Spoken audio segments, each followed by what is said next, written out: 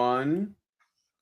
Coming to you live from deep within a very snowy radioactive wasteland. We are the survivors of the alt-right Keck apocalypse, the few, the brave, the bitchy, once more wading into battle against the froggy lobster screeching feminist hordes with Rantzerker number 229. It's not about gender, it's just about men part 2, or alternatively, what was the one that I gave you, the title? My sincere advice to straight young men as a feminist.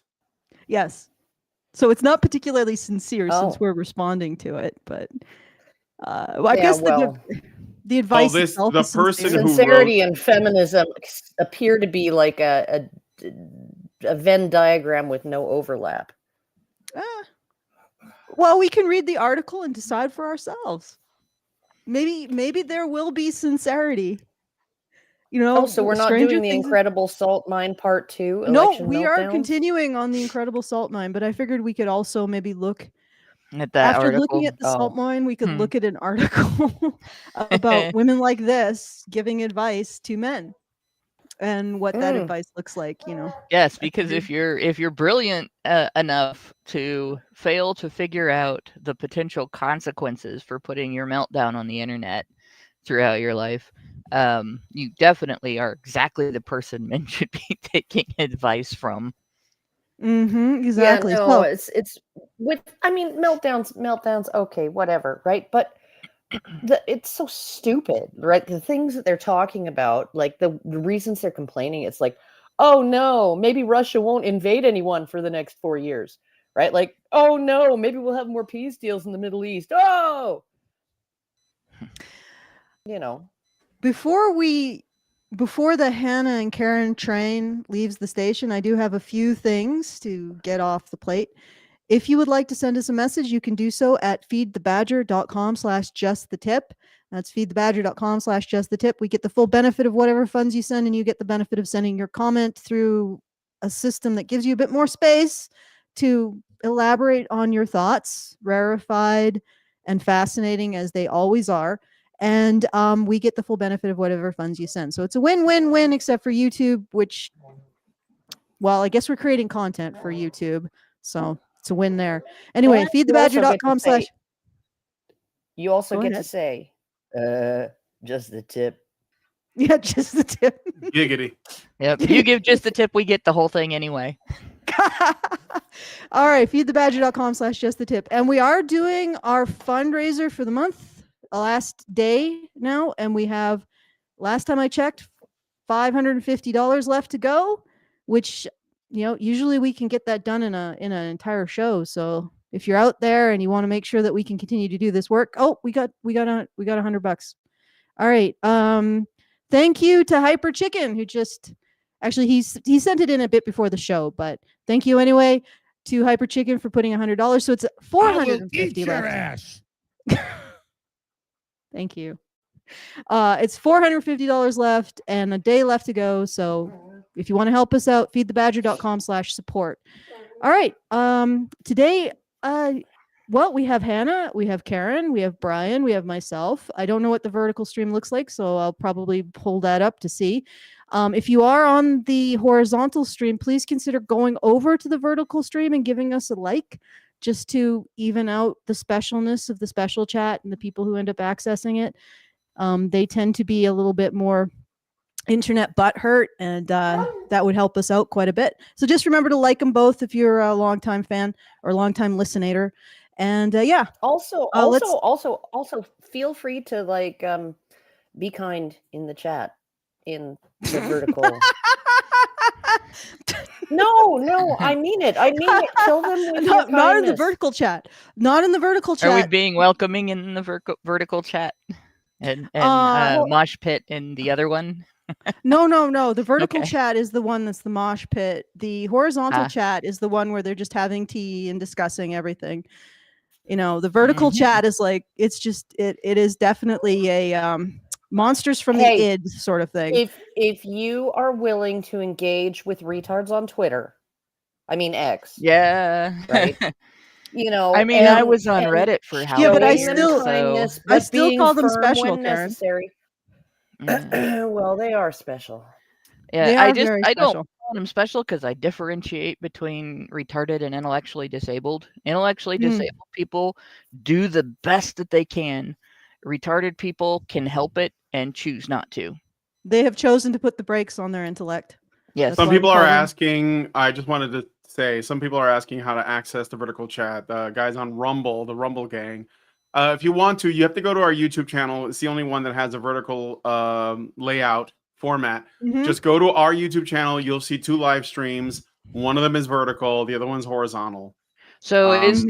the vertical chat in the restream chat list here, or No, is it? it's Okay. you have to put it in separately with Okay. a plugin for OBS. So that's the Ah, setup that that's I gonna be built. yeah. Mhm. Yeah. I mean, and it only really it's really useful if you're on camera, which is why we are doing this on camera, because that's good for the algorithm. The Mhm. vertical chat tends to get the doom scrollers that don't know who we are, don't watch Understand? our They just content, they and just they're fall into the rabbit hole that is us. yeah, they're the Yeah. they're the already terminally online, and they're just Mm. finding it. So Yeah. Yeah. that's why they tend to be a little bit more combative. I'll Spicy? just say disagreeable. I'll say disagreeable.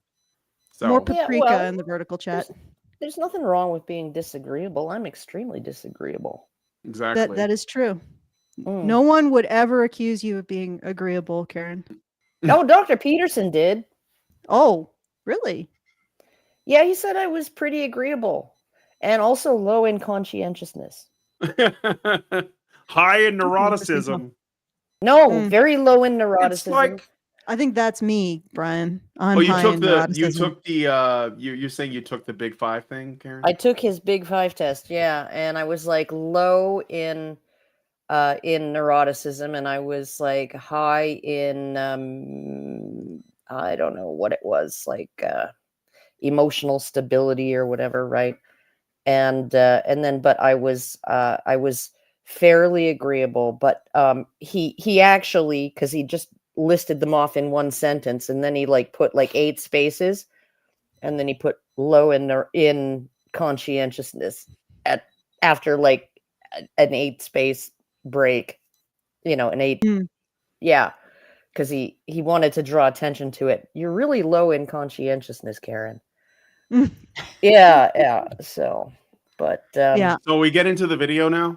We're just Yes, Okay. we can get into the video. Let's well, we could Yeah. also guess what these women are high in. Yeah, I think we all know it's high in fatherlessness. Is that one of the stats? well, neuroticism. Yeah, definitely. Yeah, no, higher than women even in general, and women are higher in neuroticism than men are in general. Mm. Right? You have to be more neurotic than 85% of men to be as neurotic as the average woman if you're a man. And these are like the top tier first ballot Hall of Fame neurotics. They just need to learn to ignore the neuroses. Like I do that on a regular basis in order Cognitive to survive in behavioral the real therapy. world. Cognitive behavioral therapy, just like, I mean, sometimes pick and scabs, like a lot of therapy Yeah. these days just amounts to like picking the scab over and over again. Then you're like, why isn't this healing? It's because you keep picking it, right? Maybe just go do something else. Or just tell your brain Cauterize to it, shut the walk fuck away. up. Think Yeah. about something else, right? Like, Yeah. So- Okay. Your Picking brain's at like, it we is what gotta you're panic saying. over this, and you're like, no, shut the fuck up. We're getting shit done. It's over here. Leave it Yeah. alone. You can join us. All right, so I'm going to play the clip, and this is what I'm going to ask, because I do have this set up to automatically shut off the video when somebody starts talking. So we'll play we'll do this in girl segments. So once a girl is done whining on camera, I'll pause, and then you guys can comment on on that Okay, I'm particular gonna woman's try and whining. stay quiet. Okay, try to stay quiet. Let's try. Okay, here Okay. we go. Mhm. So this one is ending right now, so don't respond to her. Okay, here we go. Ladies, I'm not saying this to be facetious, but I don't care if you're a rose girl, a wand girl, or a monster alien tentacle girl. Stock up now for your moments of weakness, because I promise you ain't no alive worth getting stuck with a man. I don't know what those things are. I Might be forms of birth control. don't Or- want to get stuck with a man, huh? or are they types of porn? Could be types Like- of vibrators. I know that they're like dragon Oh, Like, why are you talking? dildos Why, and why would she put that up on? tentacles. Because they're vile. That's why. Yeah, see, or Agree to Charles says those are dildos / vibrator. That's what I guessed. Can you just, Yeah. lady, just do your thing? Everybody does their thing. Just do your thing and don't tell everybody about it unless you want to do that for a living and tell people about it for a living and then go to OnlyFans like normal people. I'm guessing that the rose is like that thing that I saw when I was a teenager advertised in Penthouse called the Joni's butterfly. And it's just like a little thing that you wear under your underwear pressed up against yourself. It doesn't have any internal parts, but it just vibrates right in the right spot. So you can just walk around all day. Ugh. Yeah, I wouldn't be able to walk. Yeah, no. Not. Sorry, Not to mention, people there. would be asking, like, what's that buzzing? Like, Yeah, I what the know. hell That is seems that like a buzzing? bad idea. Yeah, but Well, I actually saw an infographic on Twitter recently, and I wish I had it to give to Brian so we could put it up. But Is it women are more horny than men? Yes, and it has that's this what exponential or at least increase. They're more into like fringy, fetishy things. they're Like more- they're more into the extreme. They're kinkier. Yeah, that's it. yeah. Okay, I think that would screw up your what I'm sensitivity, talking though. about was a graph that indicated the exponential increase in the purchases of vibrators. And I was looking at this and it's going up by billions and billions and billions. And I'm saying, what was this about men being, having what they call porn sickness? And I'm like, is this not having an effect? On Yeah, go ahead. I don't know about that. Like, because women who use those things, they're freaking weirdos to begin with. So, like every man looks at porn, and don't believe that there are some who don't, because they all do, right? There's degrees of pornography, right? Like, I'll just Facebook watch Reels. I'll just watch the love scene from the Terminator, because she shows her boobies. Like there's that. That's you could argue that that's porn, and then there's some really hard stuff out there. But yeah, no, women. I don't know if all you need is a dildo and you don't need a story. There is something wrong with your womaning. Like women tend to need a story. That's why pornographic movies have a plot, right? Like the ones they used to sell or rent on VHS, like Debbie Does Dishes and Debbie Does Dallas and whatever, right?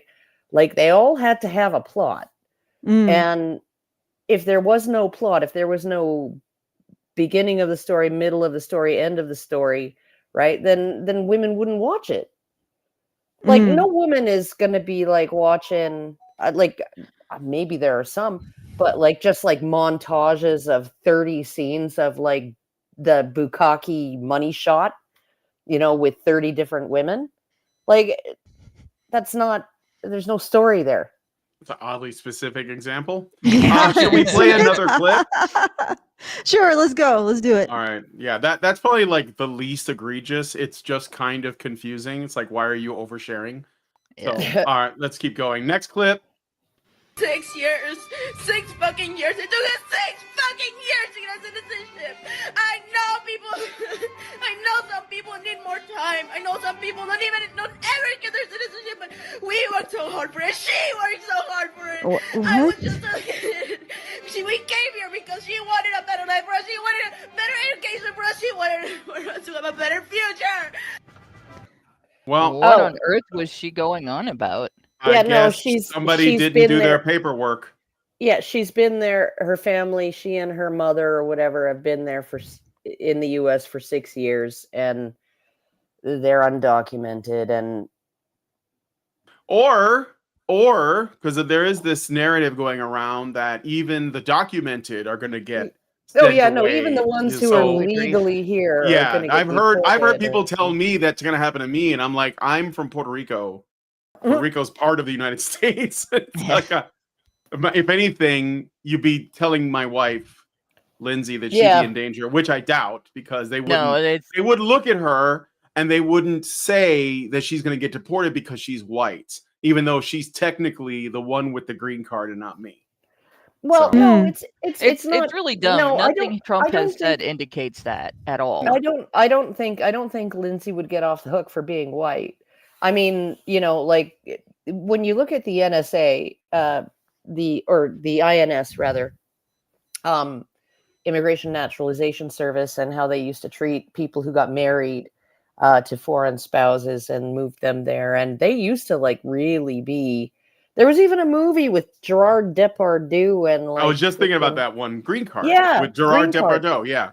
Yeah, and Well, my point is not that the system is going to be easier. I mean, we know what this is. We're going through it. It's not. My point is about what what these people are told by the media and stuff, right? So I'm saying that it's the activist class, or whatever you want to call it, the wokies. They're the ones that would pretend as though Lindsay has more of a claim because of the racist white supremacist system than I do, even though I'm actually the citizen. Oh, and God, she's yeah. the one with the green card, right? yeah. So I just love that chick was complaining about 6 years, because I know people that took 20 to get their citizenship because they had various things happen that just got in the way. And the idea that 6 years is a big deal in comparison, just I can't help laughing at that. And it's not that I don't have sympathy. If you're going through the correct channels and you're doing it legally, then yeah, it's a struggle, and yeah, it can be very frustrating dealing with the government. Everything you have to do dealing with the government is frustrating. Yeah. But because bureaucracy, well, there's a reason that we created the description of the bureaucratic mind virus prior to the description of the woke mind virus, which I note has gone mainstream. Yeah. But yeah, I have plenty of sympathy for that.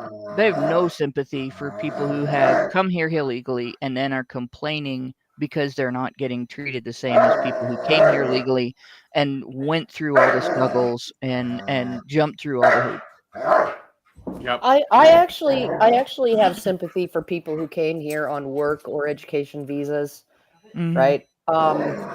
And then just didn't go home, right? Because they've already been vetted. They've been vetted to get their visas, and so they're probably not criminals. They're probably and they just it's just so nice here. Yeah. And so they just don't go home, and they continue paying taxes and working to support themselves and doing all of those things. And it's like, okay, well, maybe we deal with those on a case-by-case basis, right? But coming and crossing the border illegally is, like, it's like Tom Homan said during that hearing. If you want to claim asylum, you go through a port of entry. You go through a legal port of entry, and you do it legally. Yep. Right? That's what you do. You don't pay some fucking coyote $10,000 to smuggle you and your kid across the border. Well, and people don't realize, I think a lot of people who are upset about this issue don't realize how many kids are getting smuggled across the border who are somebody's kid that is on missing posters back home. Oh yeah. There is a huge problem of child trafficking across the border right now. Well, and often the child trafficking is because, well, you can only hold a child. You can only detain a child for like 72 hours. And if they're with an adult, then you have to release them together, because we don't separate families under the Biden administration, right? And they have stopped doing DNA testing. They stopped doing DNA testing the moment he came into office, Yep. right? To make sure that the child actually belonged to the adult. And 30% of the children who were separated from their fathers or mothers or uncles at the border under Trump, 30% of them, the rapid DNA tests said there's no relation here. And they only separated the ones that were acting weird, like the kids were acting like they didn't know Didn't the want to adult. be, yeah. Yeah. And there's Yeah, a and lot of so circumstances where those kids that they've been those are, trafficked for labor or they've been trafficked for sex. or they get recirculated, they get Mhm. recycled, they get smuggled back down across the Mexican border and get And used brought again, back through again. But right? those Because other they're two a problems passport. are actually huge problems here in the U.S. And there are Mhm. a huge number of children that have been that have just disappeared here. So 320,000. for All people right. to get upset about this weight and for her to throw a temper tantrum about having to go through proper channels and everything, what she's basically saying is, I demand child sacrifice so that I can get what I want. She may not realize it. No. She might, and she might just not care. But that's what she's demanding, that we don't vet people at the border. We allow this exploitation of children to be taking place at the border. And we allow the cartel members that are coming across the border and murdering people in this country to just completely come bleeding right through, so that it doesn't take so long for her family to get what they want. And they might be Yeah. perfectly good people aside from the first crime they committed. We Yeah. don't know. But from my perspective, a lot of people get upset if you buy the wrong diamond, or you buy coffee from the wrong company, or you buy avocados from the wrong company. Blood avocados exist, okay? Yeah. But then they will tell you that you're being an asshole if you care about what happens to children at the border, if you care about the cartel members coming through and murdering people, including other people's kids, and so on, because this girl might cry on the internet. Yeah. All right. I got a super chat, and I just wanted to say before I read the super chat, Allison, I muted you because your dog was making a lot of noise and people were asking me to. So if he's done, I will unmute. So, all right. And I got a super chat from Zeranx for I think it's $5. Oh, it's a member. Thank you, Zeranx, for becoming a member. And for 2 months, thank you, Zeranx. Really appreciate it. He says, if it sold a massager, it contains the element of pornography. Looking at Sears catalog. Hey, all. Hello. To be fair, I don't begrudge women their toys. It's just kind of pisses me off that women will fuck something that looks like a disembodied flower or a butterfly or a microphone or whatever, and then turn around and bitch that men are fucking something that looks like a woman. Yeah. Yeah, right. At least it looks human. How dare you objectify me? Yeah. All right, let's play the next clip. I'm done crying. My sadness is over. My anger has set in. I am a very petty person, and I am very proud of that. Love it about myself, actually. And so I say this in the most disrespectful way possible. I don't care if you are my family. I don't care if you're my friend. I don't care if we've been friends our entire lives. You can literally go fuck yourself if you voted for Donald Trump. Well, that other chick promised she was going to do that, so he should be pretty satisfied. Well, I'm just saying that being proud of being petty, I guess maybe in some circumstances. It's like being proud of being pedantic in certain circumstances when it's called for. But like when my sister, my lefty sister, was like after Trump won in like 2016, right? And she called to vomit her negative emotions all over me, right? And I just went through his policies, and it's like she agreed with 80% of them, right? And I'm like, so what's the big fat hairy fucking deal? And she's like, well, like he just sounds so like stupid, like he doesn't talk good. And I mean, you mean he doesn't? And I said, you mean he doesn't speak well? And she's like, you know what, Karen, you can go fuck yourself.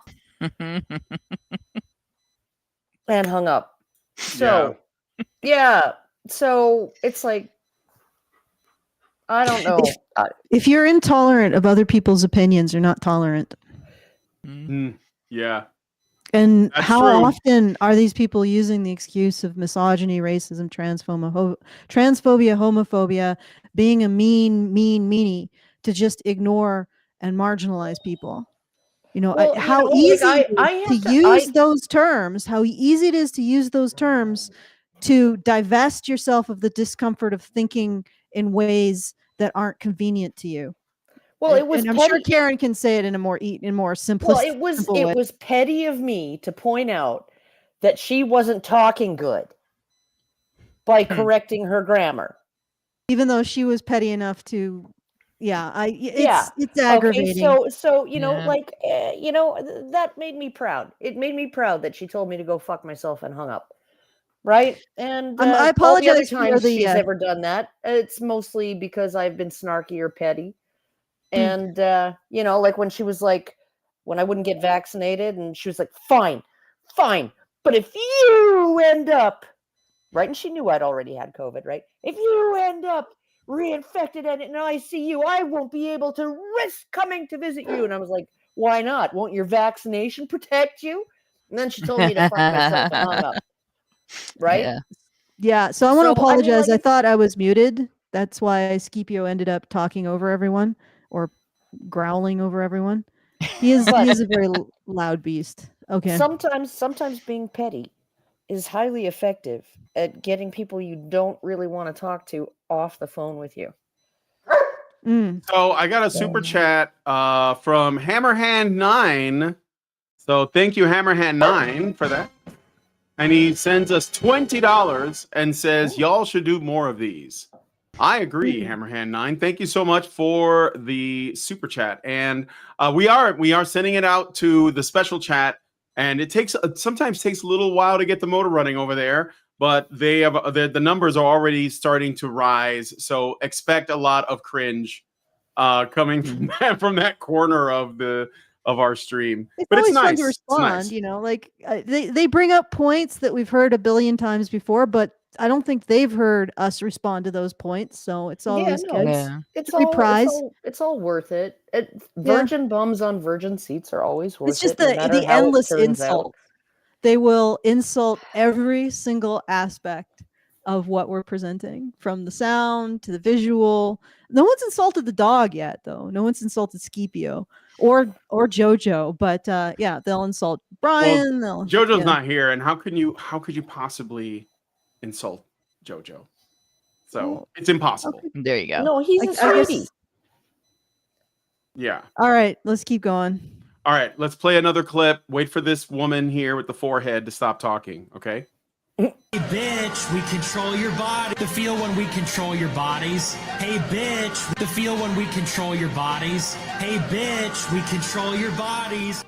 I'm going to get drunk today, and I'm going to act like an angry Is black that Nick fucking woman. Fuentes? Yeah, that was Nick Fuentes trolling these women. He was at Your Body, My Choice. He was basically just trolling on his stream. Gay? Yeah, I mean, I think so. There's speculation. He might be a gay fed, but you know what? The thing is that like I think he can say whatever he wants, and I don't have to react to any of it. But these women, see, this is the stuff they look for. Like, I think that the feminists, they operate the best from the position of loser, because it's like when they're being shamed or being criticized or being clowned on or being roasted, that's where they draw their strength, because they can say, look at what this man is saying. And of course it gets like the normies and the people in the middle to come out and make Piers Morgan comes out and says, I think that's really inappropriate, and all of a sudden this is the conversation now. So I think that they know that this works, and he kind of leans into it, Why does anybody pay attention to Nick Fuentes? Because they get to use it as the example. That's what I'm saying. I mean, like, isn't he right up there with JF, Gary P, and Tonka Saw? Yeah, Tonka Saw is completely gone, dude. Yeah, that's a super loser. But like, yeah, basically what was the dude's name? Andy Worski. Yep. Andy War. Oh my God. Cocaine is a Oh, hell of yeah. a drug. I But was like, my son, he was like looking at a place for him and his sister, half a duplex, and he asked me to come and look around and, note any problems, right, with it, because I'm handy around the house. And we're done, and I'm standing on the porch, and there's just like BMX Bobby, right, like grown adult on a freaking BMX bike that he probably stole from a teenager, right, and he's on the cell phone, right, he's got the cell phone pressed to his ear, and he's like, I'm gonna fucking kill you, and then I'm gonna fucking kill that bitch too. And his voice was exactly like, and my son and I looked at each other and we're like, was that Andy Worski? no, I think Right? Andy Worski. The Sounded Worskis. I just think they like live him. in. I think they live in California, or at least Andy Worski. Andy but I don't Worski know. lived in Ontario. Did he? Yeah. Oh, but I met him at the party in California. I thought maybe he was American. But No, yeah. I think he lived in Ontario, but yeah, no, we were like, because we both looked at each other and we're like, was that Andy Worski? Because his voice sounded very similar, and he was like flipping his shit for, It's possible. over some bullshit. No, I don't think it was Andy Worski. It just was like, It'd make for a great cameo. yeah.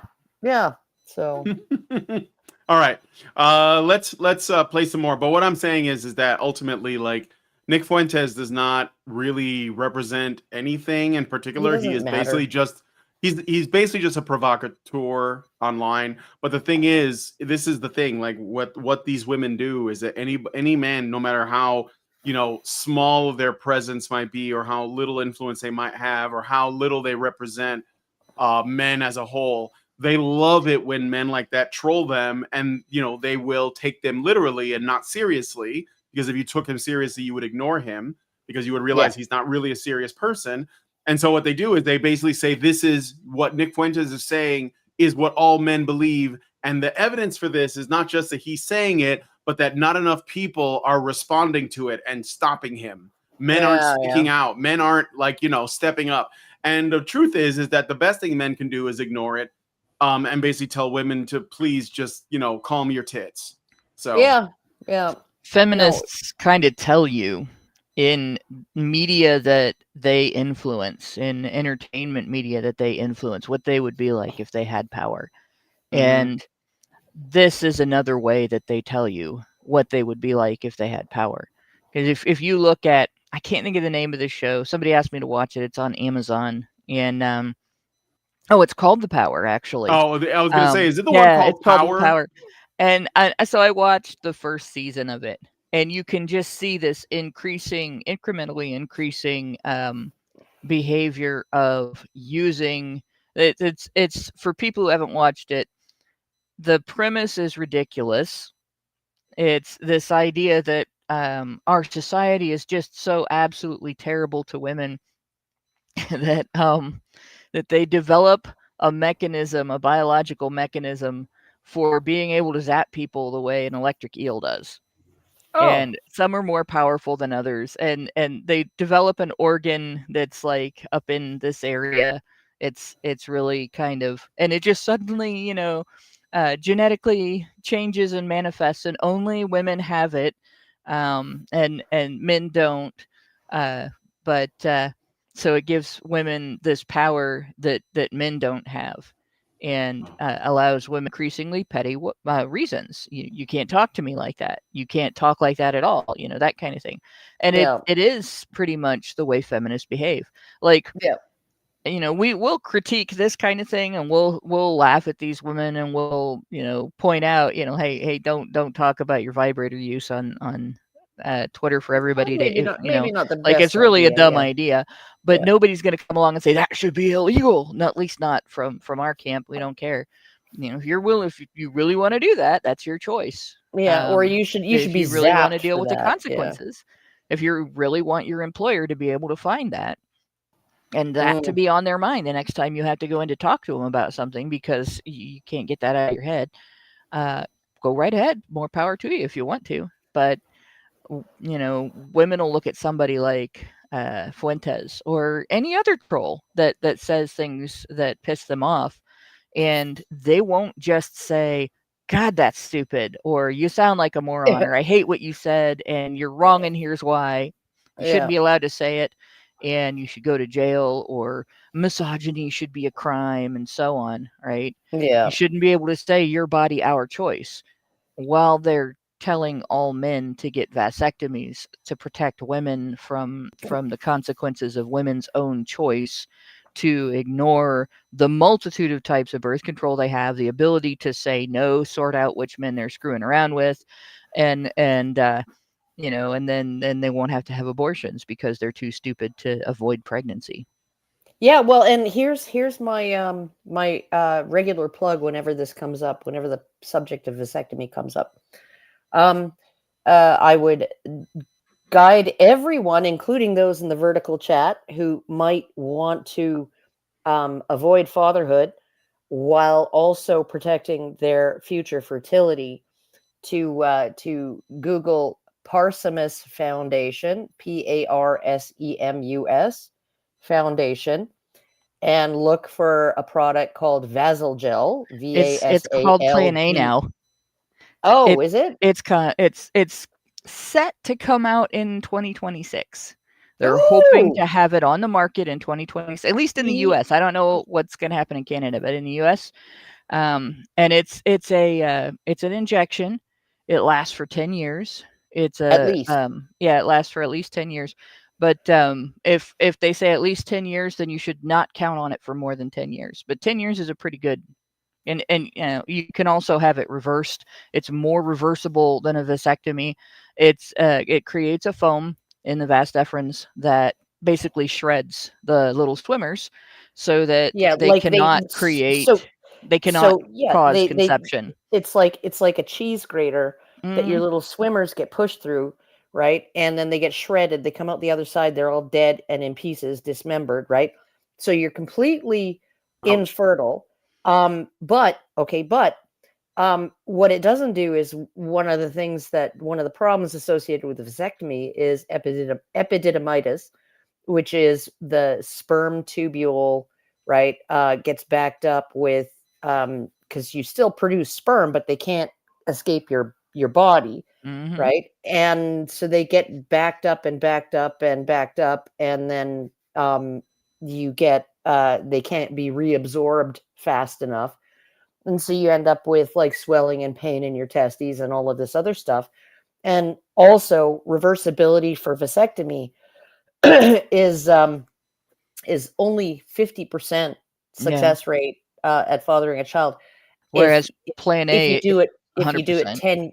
10 years 10 years after you had your vasectomy done, you only have a 50% success rate, and that goes down year by year by year by year, right? So by the time it's been 20 years since you got your vasectomy, right, you basically have no chance of ever becoming a father, right? So, but this is completely freaking reversible, and you know how they reverse it?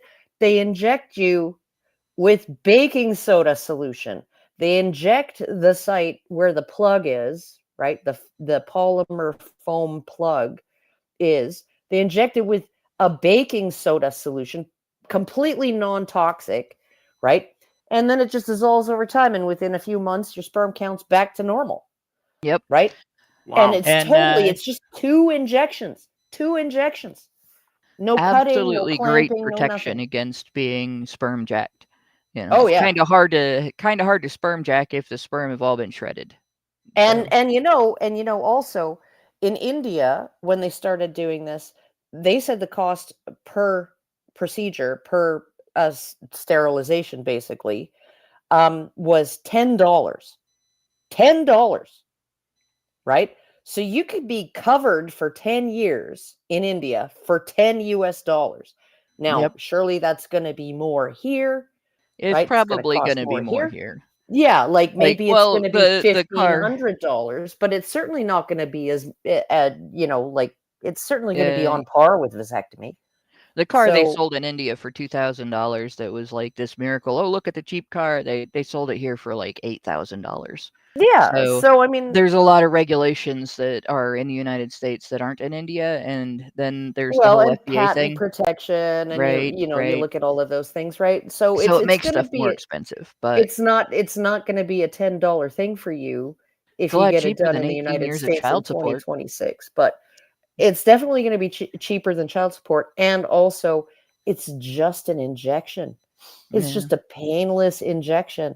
It's not cutting open your scrotum and pulling your vas deferens out and snipping it and cauterizing it and then sticking it back in, Yep. right? And then like days and days of like soreness and not exerting yourself, right? So And it's, All right. it's the power to I want to basically play. say fuck yeah, you to let's play sperm some more, jacking. right? Let's play some more of the clip. Just another strike that, by the way, add that to the list of the many things that baking soda appears to be good for. All right, and Yes. no one uses it, even though it's in the house. Let's Well, play another clip. that's the reversal. The actual substance is not baking soda. Yeah, it's still It's a polymer. But yeah, it's it's a the polymer. baking soda is still useful in this. It's a good instance, but- cleaner inside and Yeah. out. Right, exactly. Okay. Hey, bitch, we control your bodies. I'm going to get drunk today, and I'm gonna act like an angry black fucking woman, cause I'm fucking angry! I'm mad! I'm upset! I'm angry as fuck, bro! I'm angry, I'm hurt, my feelings are fucking hurt! We always finish last! We always come fucking last to everybody! Even our own fucking men! What are you Oh. talking about? Certainly after men. You come after Don't black men. women actually earn more degrees and make more money than black men? Well, they don't. Well, they get. I don't they are think the, they earn more they money, Are but the they are the highest educated, the best educated Yeah. demographic. But that doesn't mean they're making more money. Well, they do get more money, whether they earn it or not. So Yeah, all, well, all 'cause there women are some generally that get there more are money. some that earn quite a bit more money, and then there are some Yeah. that get quite a bit more money without earning it. yeah. So Okay. Yeah, no, I mean, like child support it doesn't count as income. It doesn't count as income on when you receive child support. It doesn't count as income on your income tax, right? Yeah. So the child support payer pays on his gross income. He pays income tax on his gross income before he's not allowed to deduct child support off of that, right? And when you receive child support, that is not considered income. That's just free money. That actually, has the U.S. already been government used to taxed. double dip in that. So when you were paying child support, you had to count that as money that you still had and pay tax Yeah. on it. But then when she received the child support, she She also had to count had to that pay as tax income. on it. And Yeah. then the state in Ohio, at least, and a lot of the other states did this too, especially after welfare reform. But the state made you pay through the state, and you had to pay a fee for that. And that was taken out of the child support. So they basically made the child pay taxes twice and Yep. pay the state to confiscate money from dad and give a little bit less of it to mom. Yeah, and also, That's but totally not a scam, though. but the state also under Title 4D receives a dollar for dollar kickback from the Mhm. federal government, right? Mhm. Every dollar of child support that they extract through their state agencies from a payer. That's why the federal government designed their tax system to double dip in that. Yeah, the So federal they're government gives them a dollar of federal funding. Yeah, and so it's like and that's why the it's states just a went pay through the massive state. money laundering freaking Oh yeah, scheme. It's yeah. it's It yeah. costs more to collect all of that now than it did than they're actually collecting. Yeah. The state would be better off to just write women checks. Yeah. Although the state would be much better off to just give custody to men, since they seem to be better at supporting their children in the home than women are. Yeah. Yeah. They're All more right, I got likely to another- be employed. Yeah. I got another super chat from Hammerhand9. Again, thank you, Hammerhand, for the $20. You are fined 1 credit for a violation of the verbal morality statute. And he says, I am shocked that Plan A was actually approved for use. All right. Yeah. Well, it's one of those things that feminists are hypocritical on, because they will admonish men to get vasectomies. They will admonish men to wear condoms. They will yell and scream that birth control is a man's responsibility, not a woman's responsibility. But then if a guy has a way to control pregnancy entirely, aside from being able to make it happen when he wants, whether she wants or not, then they get upset that he's controlling their bodies. Well, no, Yeah, he's well, not controlling your 'cause body. he- You can go she- find she somebody else can't- to father your children. She can't force him into pregnancy, and that's the whole. That was the whole. And Gossie Pole was the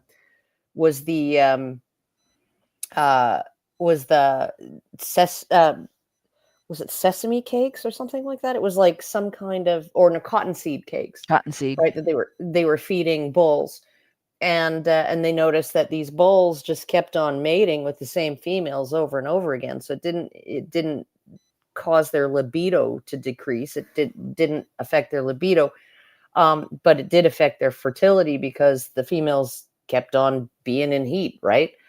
And once you get pregnant as a female cow, your heat stops, your estrus stops, and then like the bulls aren't interested in you anymore, right? So they were like, okay, so let's try these cottonseed extracts, yeah, it led to long-term infertility, right? But before any of that was actually revealed, when this was still a promising new thing, Okay. right? Betty Friedan at some population summit in Budapest, right? She stood up and started chanting. She stood up and started chanting, "No male pill, no male pill," right? Like, we didn't fight for the right to control when we have babies and when we don't, right? Just to give you the power to like decide that for us, right? Yeah. So they didn't want men to have control over their fertility. They treat men having the right to decide for themselves whether they're participating in that or not as making a decision for women, as if a woman cannot go somewhere else. Yeah. All right, I'm going to play the next clip now. Oh, go ahead, Alison. What were you gonna say? This feels like it's completely lacking in any kind of actual depth or substance. The stuff we're responding to. Yeah. What do you think? Were you expecting like we could respond to the racial things he said? I mean, Let's go to the lump. Maybe the lumps will show us something. I'll go to the lumps. This is so tepid. It's not just lacking in intellectual rigor. It just I want more. I just want more. Good luck. You'll need it. But we'll try. Okay, but I'm just saying, set your expectations low. That's all I'm saying. Okay, so let's listen to this. My choice comment that went viral yesterday after Trump was elected. Yeah, that comes from, Nick Fuentes, did I say his name right? That ultra-right KKK podcaster who loves Donald Trump and has millions of young men and older men following him. Oh, this is good. This bit right here. So these are female-led or the female parts of parliaments from various non-American countries. I'll have to read what it says because they don't talk. So it says, "Dear sisters, you are not alone." And here's a bunch of salty-looking women with their arms crossed. Yeah, they look so tough. Yeah. The Belgian, what is it? It was very brief, but it said the parliament, I think. The Belgian Greens stand with you. Oh. Okay. Here's and I think they do a few of these. I don't know if it's in one video. This isn't the Belgian parliament. It's just basically a party that probably doesn't even have a seat in the Belgian parliament. Well, Green parties are often notoriously not popular. Yeah, no, if they did, they'd be like, "Farmers, you all should die. Why can't I find kale?" Yeah, exactly. Okay. All right, let's finish it. We'll finish the hump, I guess.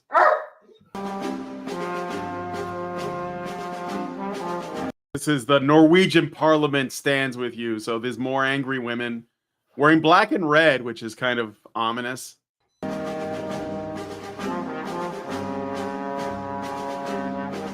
All right, this one is American sisters, you are not alone. The Finnish parliament stands with you. God. Europe isn't real. Those countries don't exist.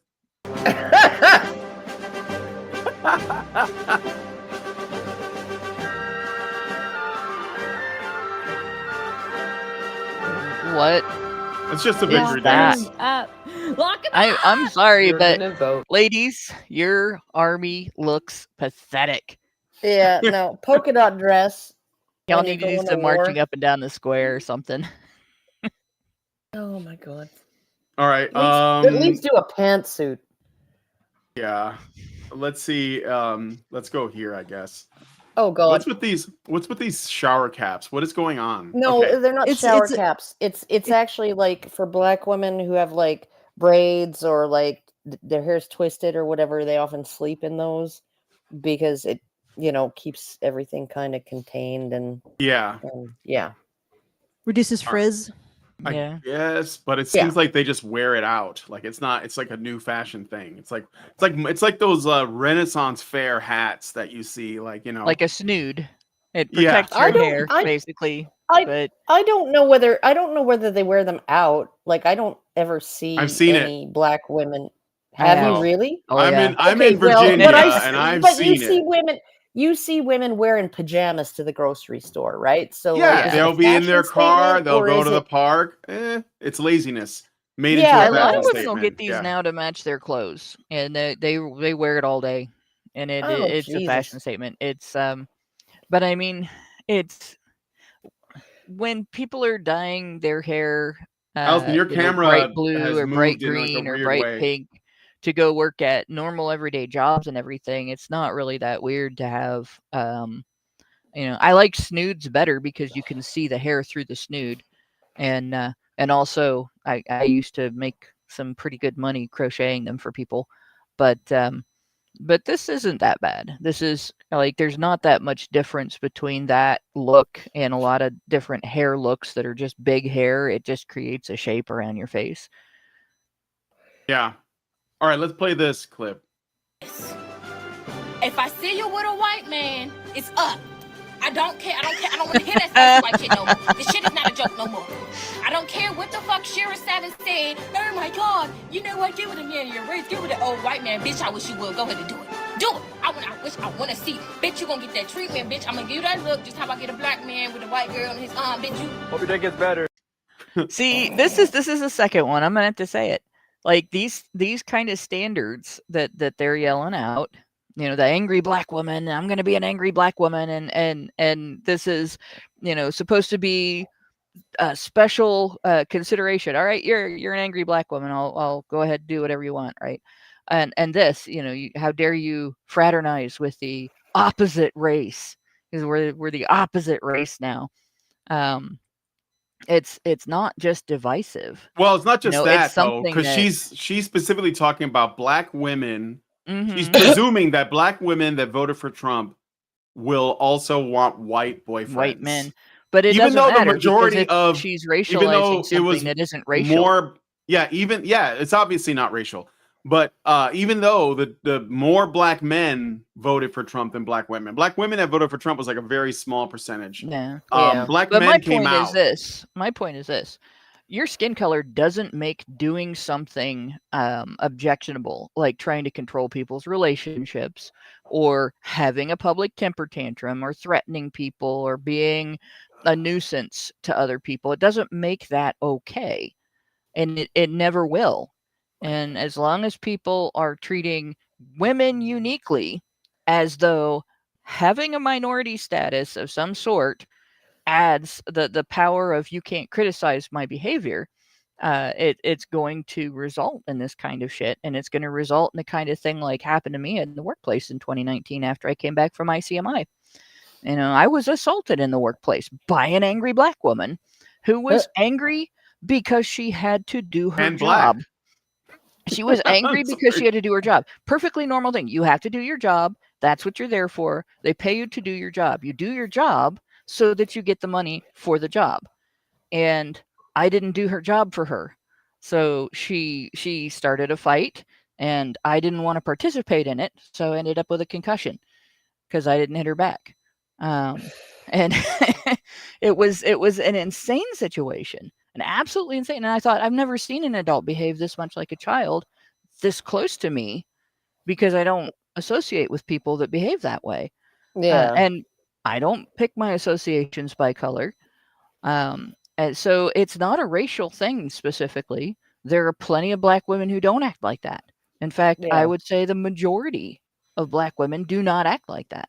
And when these women come on YouTube or any other TikTok, Twitter, Facebook, this is what black women act like. And they do something to make themselves look stupid. They are throwing every woman who is a professional, who does a good job at their workplace, who raises their kids well, who is married and stays married for years and years, and is an upstanding member of her community and helps the people around her and all that. They're throwing those women under the bus. Yeah. And honestly, the only reason that they're not facing any repercussions for that is because the women they're throwing under the bus don't act like angry black women. Well, Yeah. I've seen plenty of angry white chicks act like that too. We have a meme for them, and they just happen to pick, the name of one of the least insane people I've ever met. Like they should have called him anything but Karen, but fine, call it the Karen meme. And I worked in retail, and I ran into that quite a bit. I ran into my fair share of Karens, and they're just as scary and intimidating because they use your system against you, your employer, and so on. So you don't end up with a concussion, you get fired, and then you have to find a new job and a new way to support your family.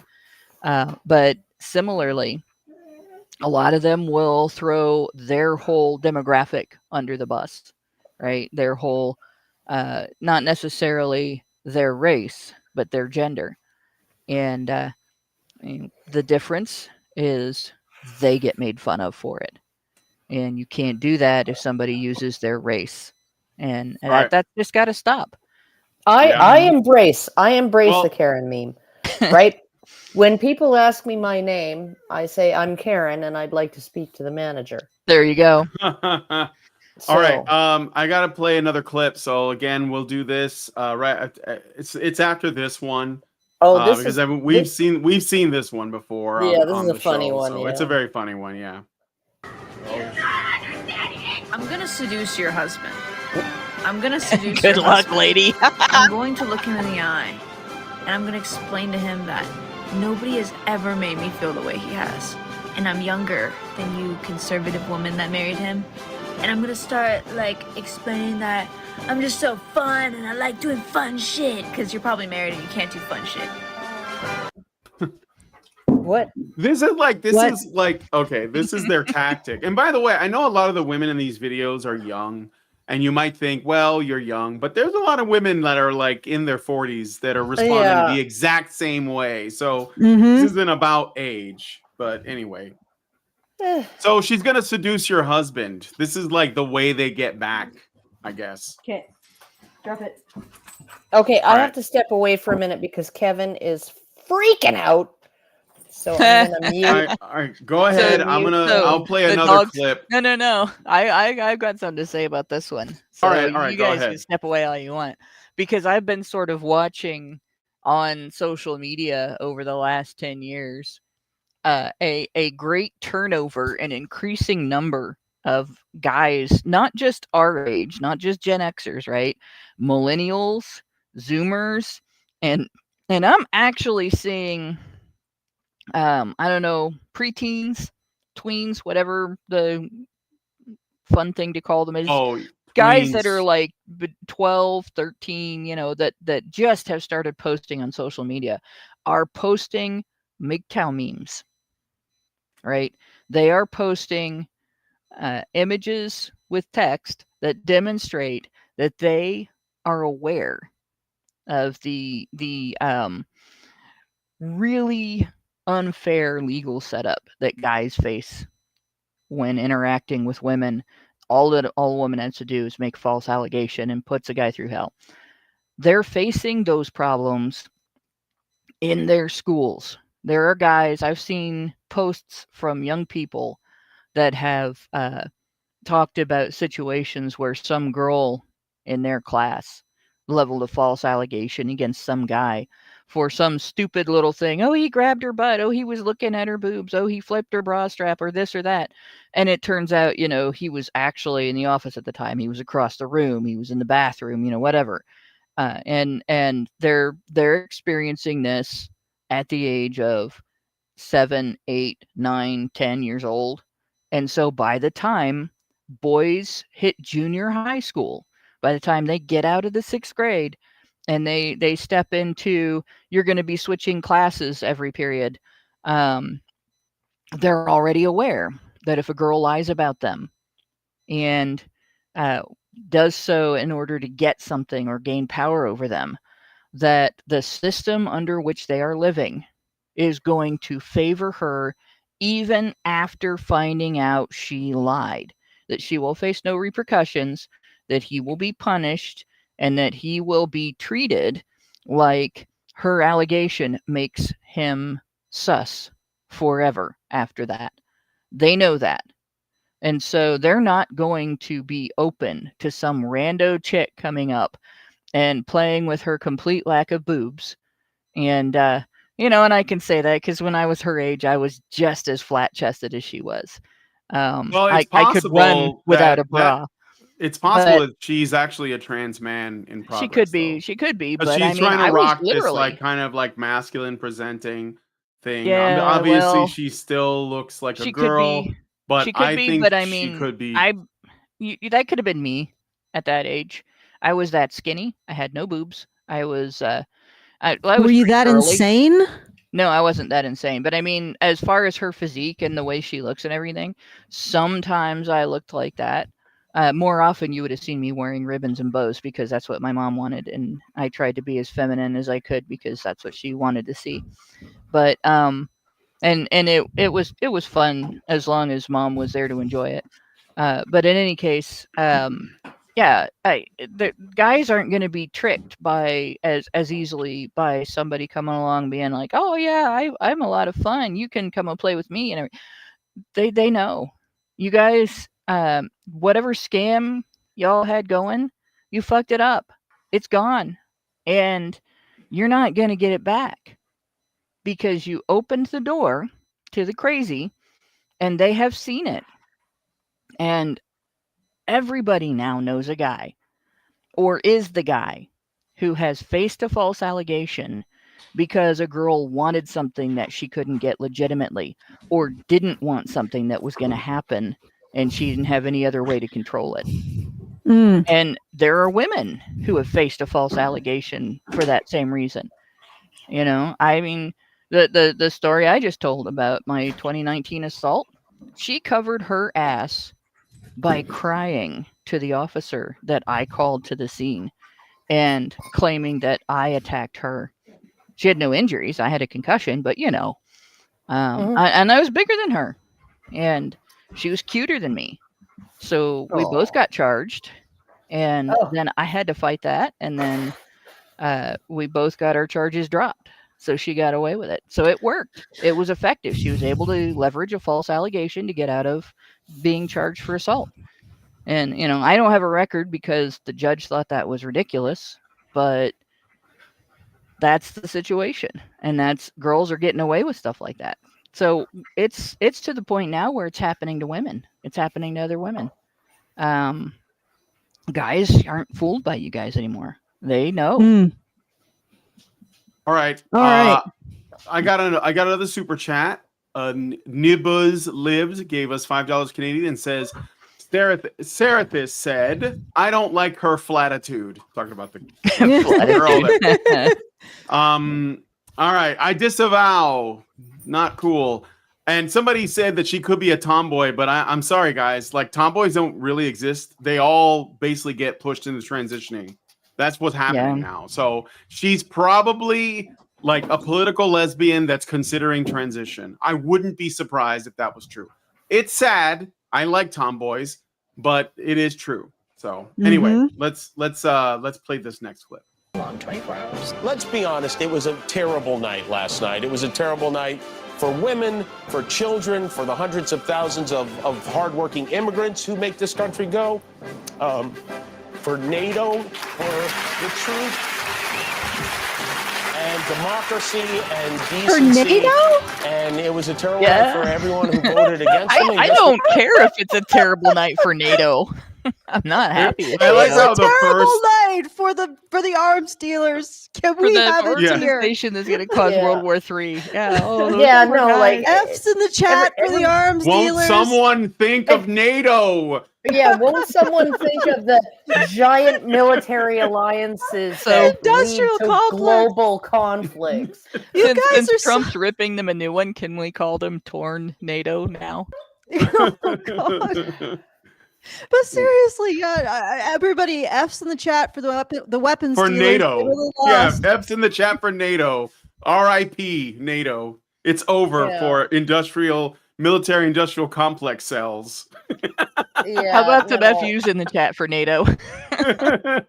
Like, do any of these people realize how close NATO was to breaking? Right? Like in I think it was in it was 2018, 2019, right? You remember the Trump's abandoning the Kurds. You remember that? Everybody's hair was on fire. You know why? Right? It's because Turkey was forced by the European Union, by Angela Merkel, basically, to take in a whole bunch of Syrian refugees. And Angela Merkel promised them like billions of dollars to feed and house them, right? And then the money was never forthcoming. So you had Turkey wanting to repatriate after like ISIS was taken care of, like Trump, got rid of ISIS and, everything was settled down. And he carved out a little patch of land along the Syrian-Turkey border for the Kurds. And everything was settled down. And Turkey was like, fuck these guys. They're setting off bombs in Istanbul.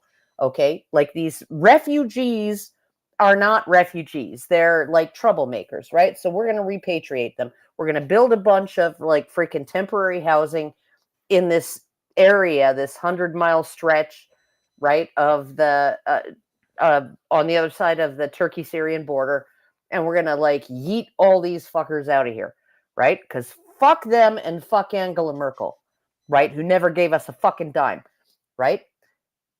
Except the Kurds were there, and the Kurds refused to move, and Trump had been lied to by his fucking generals and by his chair of the Joint Chiefs of Staff, Mark Milley, about, oh yeah, no, we don't have any more troops in Syria. We don't have troops in Syria. No. We've pulled all the troops out of... Yeah, no. There were 4,000 troops in that zone when the Turkish tanks came in to get rid of the Kurds, right? The Kurds are not a country. They're a people, right? They're not an ally. They helped us. They're friends. They're not a military ally. Turkey is a member of NATO. And Turkey was rolling in with tanks to drive these Kurds out so they could repatriate all of these Syrian refugees, right? And Trump's like, what the fuck do you mean we have 4,000 troops stationed in that zone? Like, what the fuck? You told me there were no troops in Syria, right? Oh, yeah, well, I didn't want to let you know because, we wanted to keep them there for strategic purposes. And he's like, okay, what happens if Turkish missiles kill U.S. forces? Does Article 5 get triggered? Do we go to war do all NATO countries go to war against a NATO member now? Like, what the fuck are you doing? Right? So he pulled all the U.S. troops out of there to avoid breaking NATO. Right? And this is the fucking thanks he gets. Ooh, he's abandoning the Kurds. Yeah, no, he didn't abandon the Kurds. He sent Pompeo and Pence down to like Turkey to like negotiate a ceasefire and a deal and a repatriation plan and all of that. And he carved out another patch of land for the Kurds and everything was fine and no U.S. troops died and NATO didn't break. But these fucking retards, these retards like Jimmy Kim, it was a really bad night for NATO. Yeah, no. I don't think NATO should exist. I agree. They really... Well, I think if it's NATO fake, didn't exist, we wouldn't be on the verge of World War III. They're really sort of showing their hand, though. It's a bad day for big pharma, NATO, the World Bank Organization. You know, it's a bad day for Lockheed Black Martin. It's a Rock. bad day for Goldman Sachs. It's a really bad day for George Soros. And I love this dude. Day. The billionaires are crying. I love this dude standing up on his stage talking about what a bad day it is for women. He doesn't mean women. He means feminists. He means women who want to abort their babies. No, he means feminists. He means feminists because feminists are bought and paid for by big corporations and big pharma and big government. When it really comes down to it, they don't care about abortion. They don't care about any of the issues that they claim to care about. They care about the feminist advocacy research scam.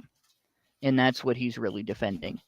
And that's why he's speaking for women and instead of speaking about women who want abortion, women who want quote unquote control over their bodies.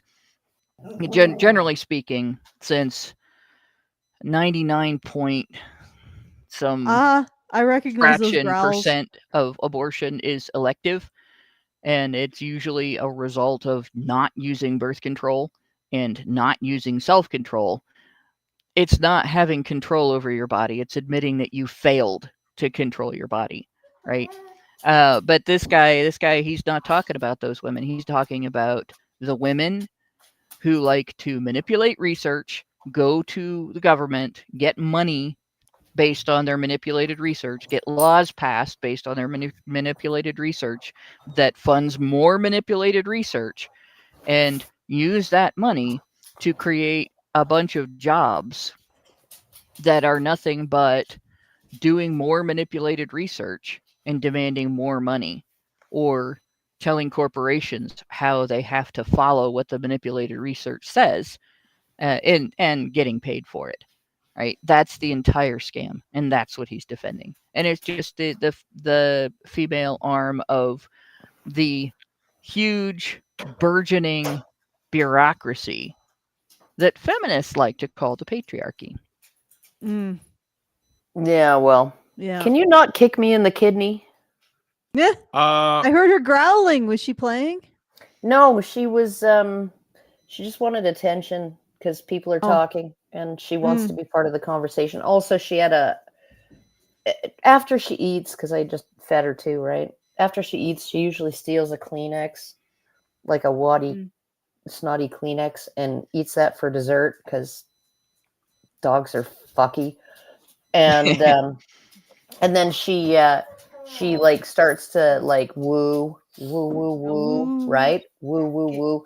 But with her mouth and her throat full of like Kleenex, and I'm like always like, you're gonna choke, you're gonna fucking choke on it. Like, what the fuck? Like, don't woo with your mouth full. But she does it anyway, and now here she is lying on the back of the couch, on the back of the couch cushions. Shall we finish this off and go to the next bump?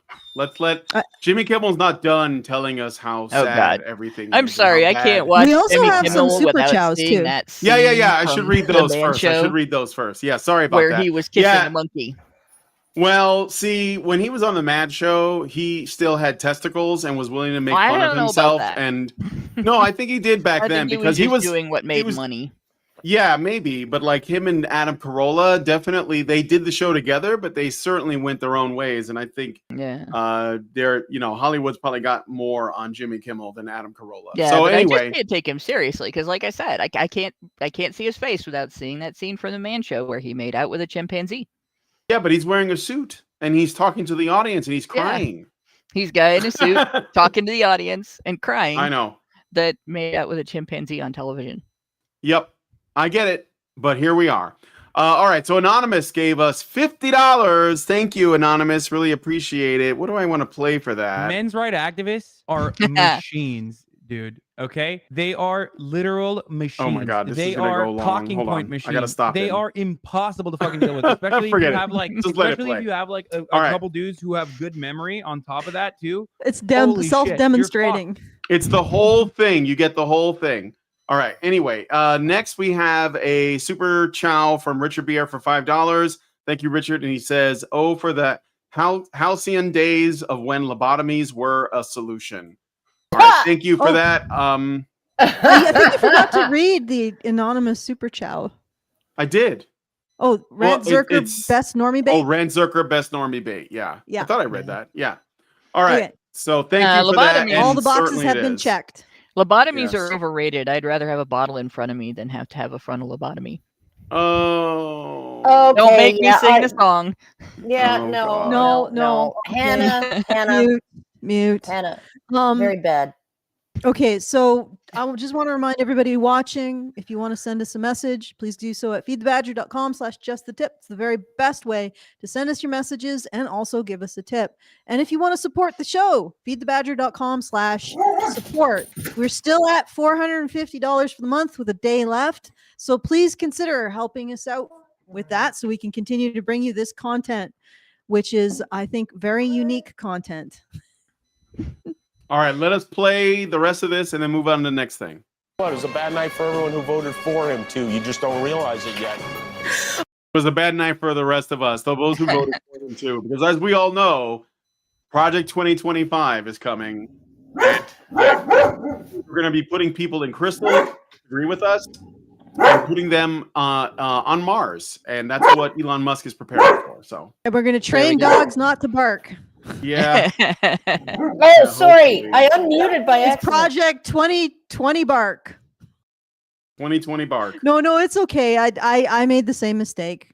Hey, well, I would joke around that if we sent all those people to Mars, that would create a new jobs in this country. But I think that a lot of the people that are yapping about this, that are the most upset, don't have jobs. Yeah, all right, maybe not. But yeah, let's play the next clip. No, they have time to make these videos because they're probably students or something. But well, it is a lot of women. It is mostly women. All right. All I have to say is good luck getting laid. Especially in Florida, because me and my girlies are participating. So they're not Especially these women in that Florida. weren't gonna put out anyway are also promising not to put out. Yeah, News at 11. Oh, yeah, no, and oh, wow, the conservatives have been talking about how women should, be choosy about the men that they sleep with and not be sluts, and now they're gonna do it. Yeah, and now they're gonna do it. Oh no, take that, you conservative men. 4B movement. We're not gonna go out with any men until they treat us right. I was muted.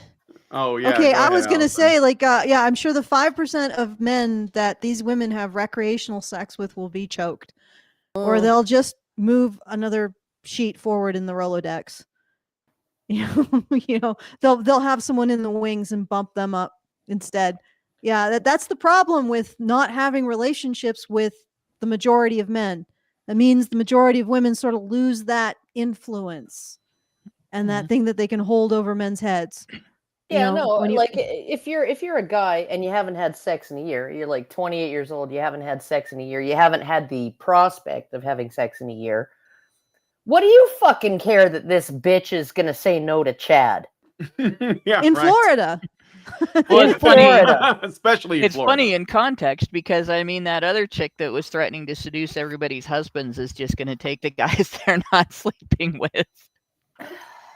Yeah. Well, because research shows that when men get married, they get less sex after they get married. Once you put a ring on it, now you're rationed. And consider also that she's in Florida, and I have a relevant anecdote that a man in an old folks' home, his friends bought him a stripper as a final hurrah, and she came over and she did her thing, and then at the end she said, "Would you like some super sex?" And he thought about it and he said, "I think I'd prefer the soup." Was that a joke from Allison? That was pretty good. That's such a bad dad joke. Look at even Hannah had to give respect to that one. That was a good one. That is an issue. You're like, oh, I'm not going to run around having sex in retirement state. Yep. Yeah, well, At no, your but age, it's I don't not think just, they're interested. it's not No just, more, it's no not more just that it's Chad and Florida. using the Zimmerman for her. It's not just that it's Florida and it's a bunch of retirees, right? Florida went 56% Republican. Okay? So all these Republican men, like, they don't, like, oh, so you're gonna, who are you gonna deprive of sex? Right? Like married men, men who don't want sex before marriage anyway because they're conservative. Like all you're doing is punishing the men who support you. I'm not going to have sex with any man. Well, the only men who are begging to have sex with you on brief acquaintance or no acquaintance at all are the men who voted for Kamala. Hello, Kevin. Just lie down. The white dudes for Harris. I'm not even sure those guys are into yeah. women. All right, so Yeah. let's play the next bit here. Let me just make sure I didn't miss any super chows. No, we're good. Okay, here we go. Fucking loser! Well, that didn't go the way we had hoped. Not at all. Or expected. Yeah, I mean, for him to win the popular vote? Are you kidding me? Are those both women? No, I think one of them might have XY chromosomes. I will not assume what they identify as, but Let's be fair. That's not an unreasonable response. no, I actually think this is the most reasonable response you can have. Well, but from this side, but maybe what they should do is then take a step back and say, if he won the popular vote as well as the electoral college, maybe we're misinformed. Like that's all. That's where it starts. Like maybe we don't have that because this is such a shock. There must be something else, right? It's like Principal Skinner. Maybe I'm out of touch. No, it's children who are wrong. Yes, I hope you're ready for an exciting luncheon. But what I was going to point out as an example of this, of some people that are sort of like starting to figure this out, Anna Kasparian of the Young Turks. Do you know about her? Like, oh yeah, shift? no. Yeah, I've been keeping an eye on her. Yeah. So like that's an example of what I'm talking about. Like when 2016 happened, she said, what did she say about women that voted for Trump? She went on a tirade. You're just dumb. You're just dumb. You're not dumb. even single issue voters. You're just dumb. Yeah, people think I'm better than you, or that they say I'm better than you. I am better than you, much better than you. You are garbage. But now she's like, you know what? I don't think I think I was wrong. And I was like, wow. So congratulations. I think I'm impressed that she can admit that. Even Jank, sort of, but I don't trust him. But did you see the whole him trying to say, hey, maybe we should think about what we're doing wrong? And he got yelled down by that guy who made the prediction and then didn't go with I saw that. Yeah. But I mean, I the get Nostradamus of elections. Yeah. Yeah, Lichtman. No. He should change his name to Ligma. Ligma Balls. Ligma Balls. All right. Oh, anyway. I got a squeaky dog. Oh yeah, this is the Reddit. I think it's all like a trans Reddit. And they're saying, if he wins, I'm buying a gun and suggest you do too. I can't afford a gun. I have been far too suicidal for it to be safe for me to own one. No, if I have a gun, I'm going to blow my brains out. You gun people need to understand this. So yeah, Reddit's kind of screwed. Kind of being Reddit. Yeah, oh man. Like, Reddit I'm sorry, but it is a Reddit. real Reddit's place. been that way for a long time. Yeah. So I'm jumping ahead a bit. This is Joy Reid. That she is a. I love it when the media responds because then you get like the picture. So anyway. My generation, Generation X, the people who grew up on WWE and Hulk Hogan and Donald Trump did this. They did this. They are the ones who looked in the face of somebody who said, I want to be a dictator on day one. We did this. I cannot live in a country. I don't think that's entirely true, but I'll take credit. I don't think that's entirely true, but as a Gen Xer, yeah. Yeah, no, maybe, I'm a Gen Xer too, but is this woman coming up now? Is this the one who identifies as a 5-year-old girl? It looks like that person. I didn't really consider that. It might be. But looks, I think today Wait, in this you video, mean that there were women in this video that don't identify as 5-year-old girls? Is there like they're they acting all like kind of toddlers? struck me Yeah, that way. no, they all have the emotional competence of toddlers, Yeah. right? You know, and it's like one of my best applause lines ever in a speech that I gave or presentation that I gave was when I said, you know, emotional competence, emotional intelligence does not mean you vomit your emotions all over everybody around you, right? Any toddler can do that. Any newborn can do that, right? It's being able to control your emotions and, you know, actually deal with problems as they come up, deal with them, not complain about them, not whine about them, not cry about them, and not panic about them. And that's what emotional competence is. And yeah, no, a lot of these women just don't have it. All right, now let's listen to the clip of the Bizarro World Lolicon. That voted for Trump. I cannot spend another 4 years under that man. And so we have made the decision that we are leaving. Wait, Steve? A lot of people are legit leaving. Ellen DeGeneres went to the UK, right? She went to the Cotswolds. She went to the Cotswolds, right? So she went from like LA, the hub of everything, right, to the Cotswolds, where like people wear clothes that their grandfathers left for them, right? So they can herd sheep and stuff. Right. So I'm sure she's gonna be very stimulated there. Yeah. I people should be paying attention because a lot of the celebrities that have said over and over again, oh, if this person wins, I'm gonna leave, and then didn't for the last several elections. And it's happened. I remember Rush Limbaugh talking about this when I was in college. Celebrities saying, "Oh, if this person wins, I'm leaving. If this person wins, I'm leaving," and then they don't leave. Like they're still there. Well, I'm How many happy. of them are I'm going to countries that don't have extradition agreements with the United States, and how many of them are known to have been attendees of Diddy parties? Because I suspect it has a lot more to do with that. I've said that too. I think than it they're has to running do because with Trump. Yeah, I think the list. Well, a list might come out. I know that who is it? Cat Williams and other celebs that have basically come forward. I think that's what it is. I think they're pulling a Roman Polanski. That's what I think. That's my suspicion as well. And then the other, which is, you know, if it comes out, I'm totally calling it now. We need to stop calling her Ellen DeGeneres, and we can start calling her Ellen DeGenerate.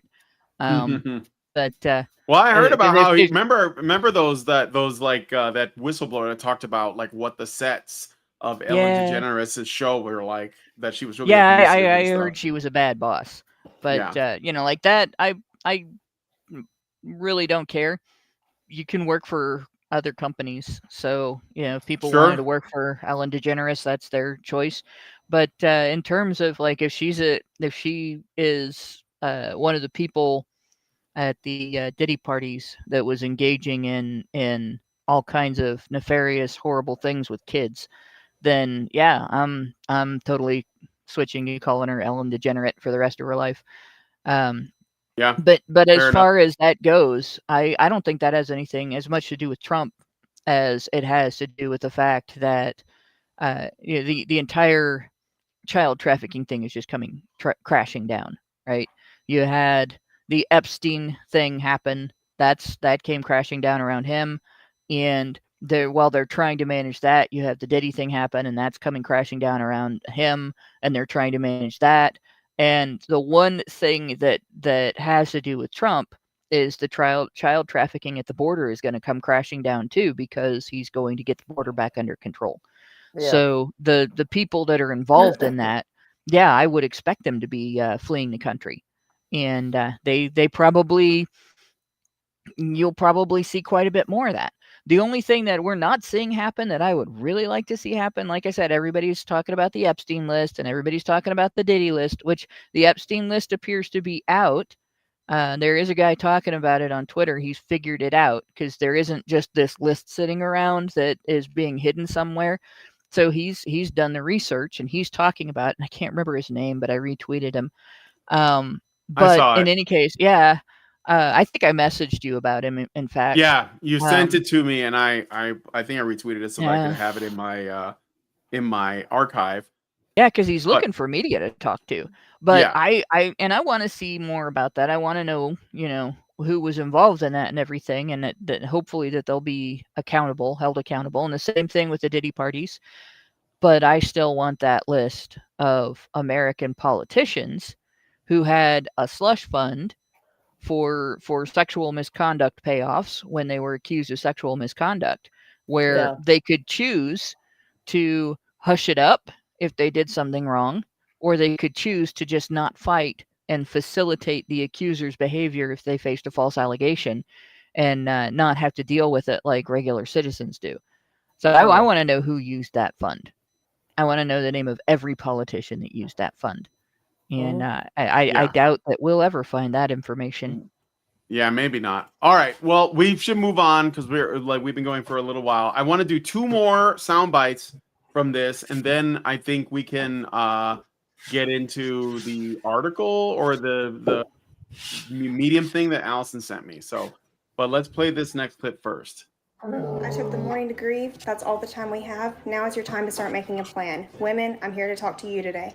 The first thing you're going to do is you're going to delete your period tracking app. I don't care what state you're in. Go into your history, take out a paper planner, write down your history so that you have it, because I know that you track it. You use it to track ovulation and all of that stuff. You can't do that in an app anymore. Before you delete the app, you're going to delete your data out of the app. That's not a sure way to make sure that they can't use it against you later, but it helps.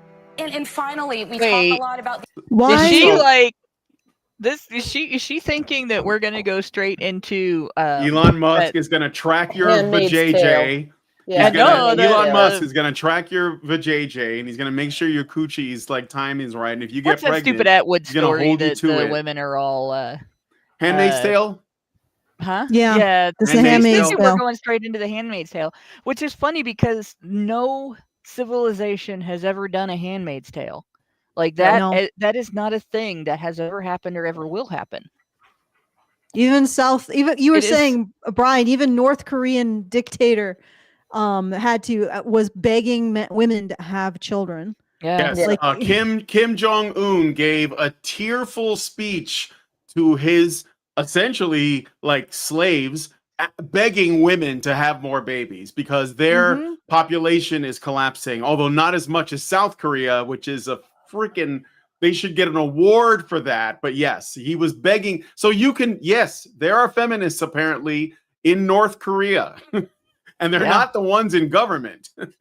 Well, the issue is that even in a state, in a completely authoritarian state, even Hitler, right? Hitler was like, you know what? I want to give financial incentives to women to have children because that's how we make Germany strong, right? And so I'm going to give women who have children tax breaks, and we're going to basically celebrate them socially and all of that, right? Because they're doing their duty by Germany and everything else. He never forced women to be to become impregnated and have children. No, he incentivized them. There's never been a fucking baby draft, right? Right. Never, ever, ever, ever, ever, ever, ever, anywhere. Even in countries where conscription exists and it also applies to women, right? That conscription is not about babies. I'm sorry. This is it's never happened in all of human. Rome begged women to have more babies, and what did they do to men who refused to get married? They taxed them. They gave them a special bachelor tax, right? And they wouldn't allow them full citizenship, right? That's what they did, right? Okay, if you're a man and you don't want to make babies, we're going to tax you and punish you. If you're a woman and you do choose to make babies, yeah, we're going to pay you for that. and well, they didn't pay, celebrate but you. they gave more rights progressively depending on how many you had. Yeah. Well, I mean, the United States is kind of doing something like that. Yes. Women, Yeah. women get parents get a child tax credit, and women mostly get custody if they're single moms. So you end up in a situation where you're eligible for a bunch of public assistance programs because you have custody of children. So you're basically paid. And obviously, it'd be a lot more lucrative to have a nice paying job and be married and raise your children in house, but they're still getting paid. And they're getting paid an equivalent in housing and utilities and assistance with a car and assistance with a fridge, all the different types of assistance to the economic equivalent is a middle class income.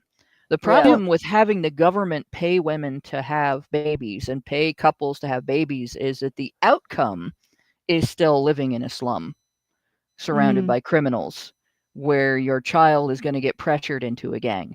It's not as effective at making a positive outcome lifestyle. It's not as effective as at giving the children a good start. And instead of creating a situation where the children then grow up to be good workers and good taxpayers that the government wants, the government has just paid women to create children that have a 50% higher rate of criminality, a 50% higher rate of out of wedlock birth, a 50% higher rate of lifetime government dependence. So it backfires every single time. And I don't think they'll ever figure out. I just don't think they'll ever figure out that the best way to incentivize growth of families and childbirth, child rearing, and bringing children up to be productive citizens that contribute to their communities and that are exactly the type of citizens the government wants if they're actually wanting more tax profits would be to incentivize marriage and to disincentivize divorce, disincentivize false allegations, disincentivize custody battles, and penalize exploitation of the welfare system. Yeah. Can I add something just occurred to me while you were talking. It seems like societies create all of these arrangements to try to entice women to have children. And then feminists look at those arrangements like having men who make enough that the woman can stay at home, stuff like that. And they say that that's patriarchy. And it's all put in place just to get women to agree to have children. And I hate to say it, but whatever we're doing in the West now isn't successful at that, which means the West is not a successful society. Yeah. As much material wealth as we have, as much leisure and entertainment, we're not a successful society until we are reproducing ourselves, and obviously women's rights, public freedom, being able to go into any job they want is not a successful strategy in encouraging them to actually reproduce, which, if you think about it, is awfully sad.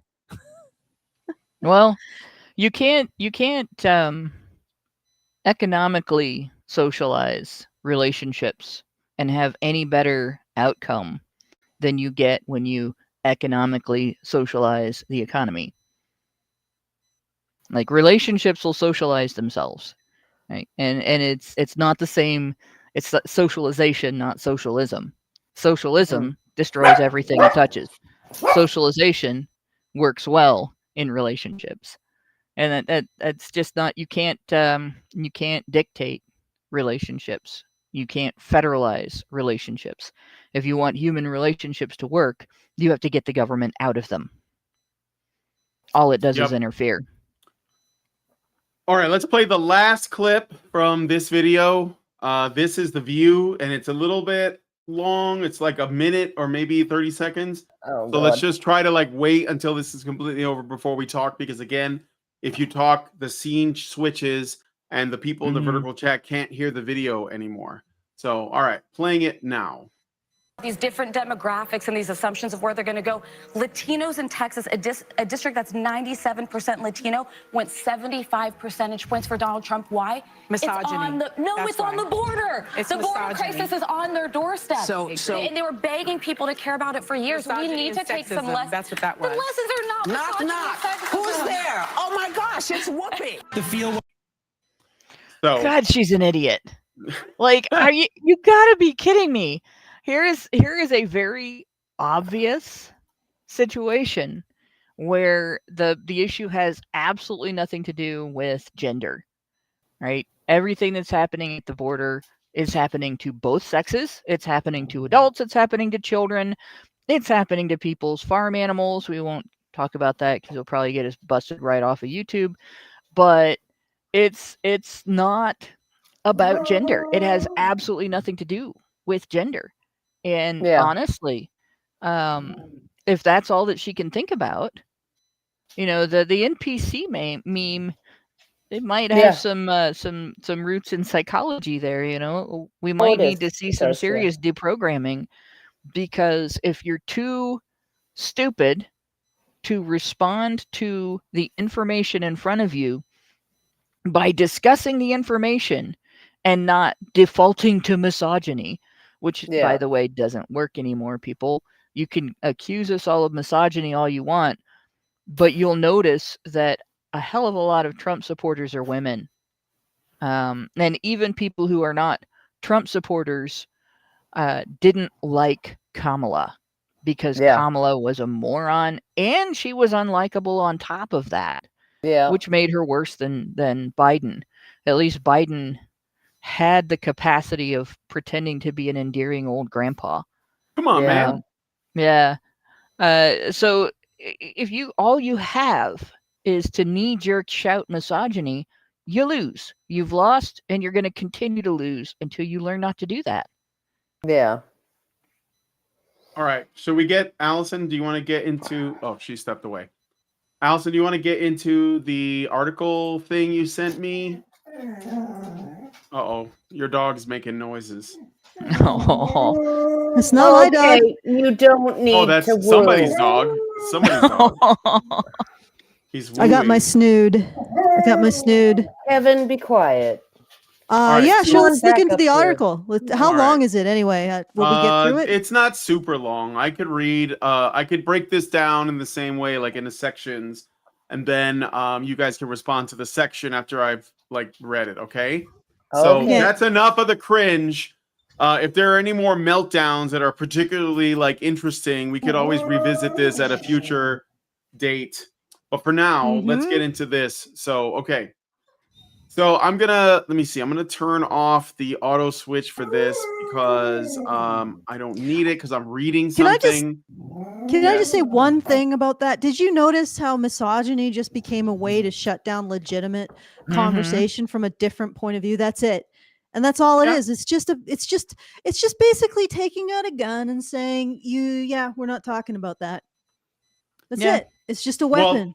Well, I mean, it was in every instance, but especially in the View clip that we looked at just now, because essentially they just wanted to say it's misogyny, and it was like, no, it's the border, right? No, it's misogyny. We're women. We know that they voted against women having the freedom to do things with their bodies, to kill their babies, basically. And we're basically saying that this is what they're trying to do. It's like the woman card. If you don't know, guys, the woman card is whatever kind of card get Uno, fucking, war, Pokemon. I don't know. No. It is like the get out of jail free card in Monopoly. Okay. But it says get out of accountability free. That is the woman card. And every woman in the United States play it. That has an IQ above 5 should know enough to burn that card as soon as humanly possible. Yeah, but the reason why I'm saying it's basically because there are different cards, right? You can play the Latino card, the gay card, the trans card, the black card, but the woman card trumps all those cards. It is the strongest card. Like Yu-Gi-Oh, it's the trap card, right? It's the blue eyes white dragon. The trap card. Well, the reason why it's the strongest card is because it feeds into an instant. It was like I was on Twitter and I was thinking about I had this conversation and I'm at the most egregious thing about feminism is that it only works because it's a lie. Yeah. It only makes sense because it's a lie. And when you get into that mind, when it's like you see the Matrix when you realize that. Okay, let's it took me a lot, I've been advocating for men's issues, but it took me a really long time to actually see the Matrix. And that Matrix is that the assertion that men oppress women works because it's a lie. It's listened to because it's a lie. It makes sense to people because it's a lie. All right, so let's look at this article. It's like PDF file from Freedom, which is sort of like, I think it's this woman, I looked her up, Madeline Lucy Hansen, and she normally writes blogs on Medium, so I think she's trying to like break out of that because I guess she's like the new big brain or a big brain. And this article is entitled "My Sincere Advice to Straight Young Men as a Hardcore Feminist." Sincere advice. Oh, yeah. Always watching you, Wachowski. No, sorry. I'm be watching you, Wazowski. Wazowski. Okay. Yeah.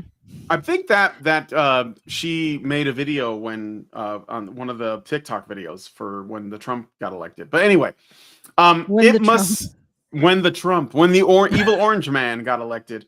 When it he must rose suck for you from the summoning circle. His name is Blonald Blumph. Yeah. No, it's Orange Man. It's the orange man, the evil orange man. Orange Man bad. All right. It must suck for you right now, lads. There's almost no movement advocating for you that isn't incredibly toxic, exploitative, and misogynistic, and everyone seems to be trying to sell you a course, a coin, workout, or protein powder while screaming about how hard life is going to be for you if you don't. The ugly side of if you don't buy their stuff. I want to frame this first. My sincere advice to straight young men from a person who only relates to them through an ideology.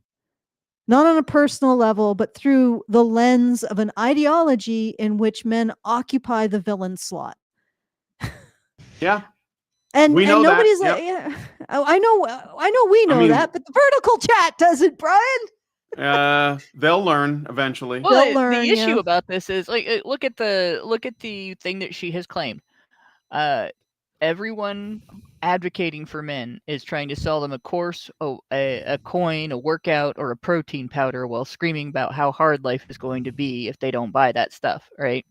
Except the men's rights movement has been around for 100 years, not trying to sell men any products or services, advocating, hey, laws need to get changed because currently the law sets men up so that they don't have due process rights if they're falsely accused, and so that the family courts are going to break up their families if their wife gets mad at them momentarily, and then she's never going to be able to go back, and he's never going to be able to take her back.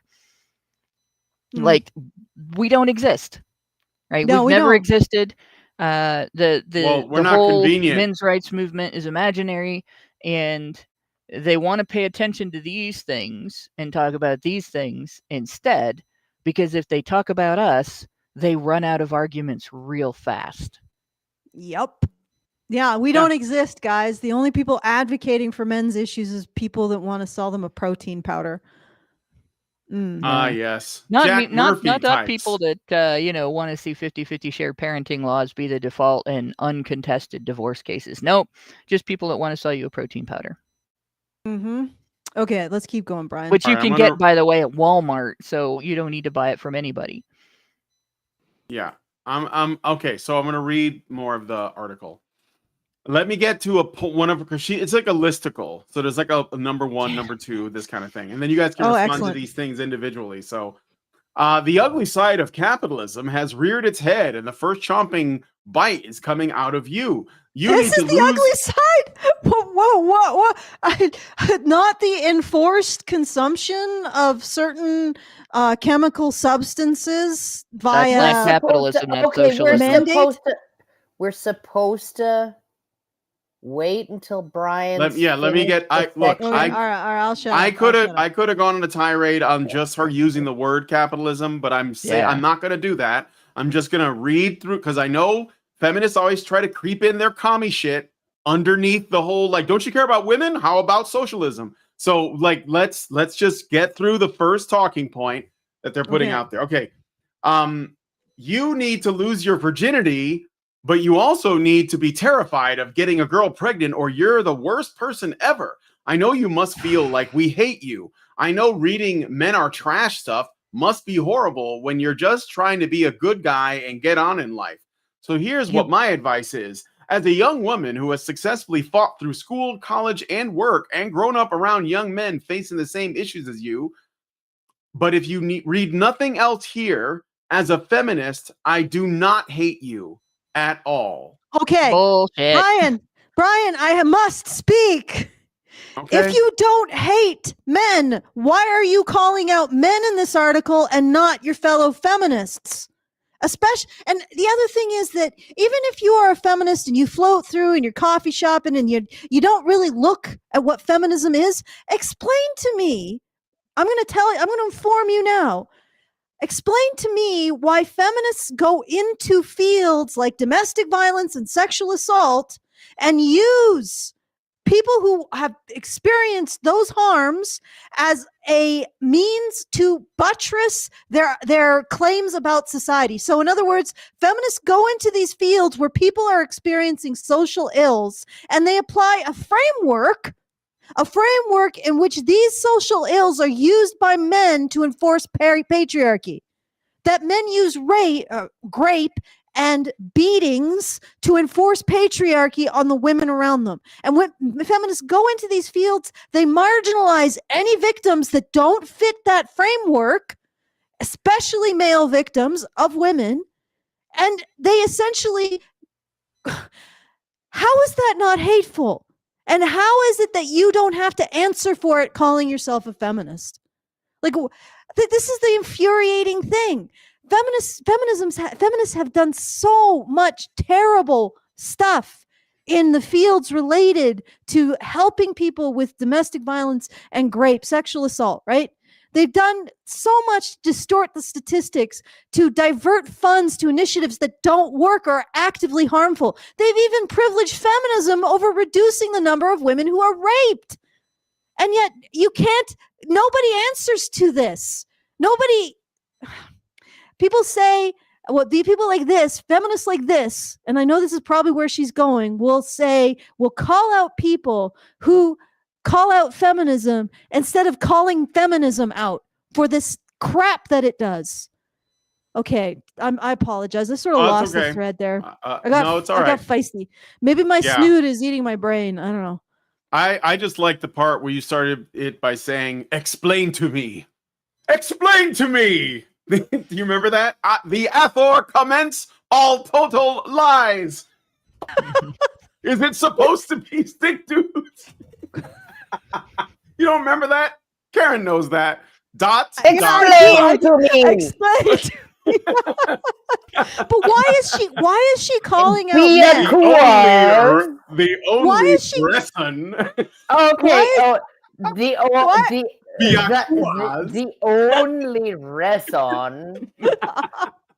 Okay, fucking shut up. The space bar. You just press the space bar.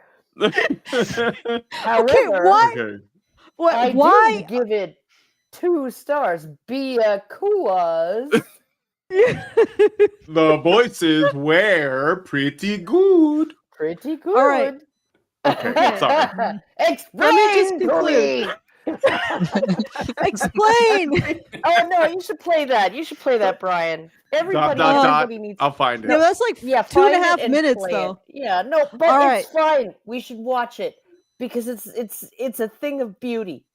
It is. Because it's real. Okay. It's a dramatic reading of a real review. All right. By X-Men 13.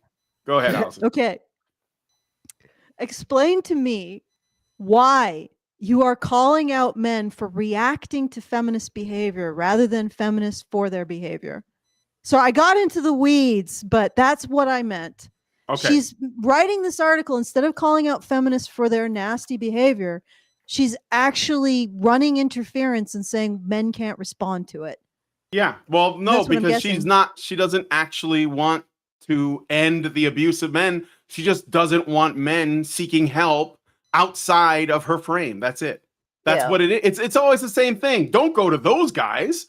You should essentially be a feminist, right? Yeah, yeah. We're not going to help you, Come but to feminism, and we'll help you within our framework that Yes. tells you that you're bad and wrong, and we are the only people who can deliver you from the evil that is yourself.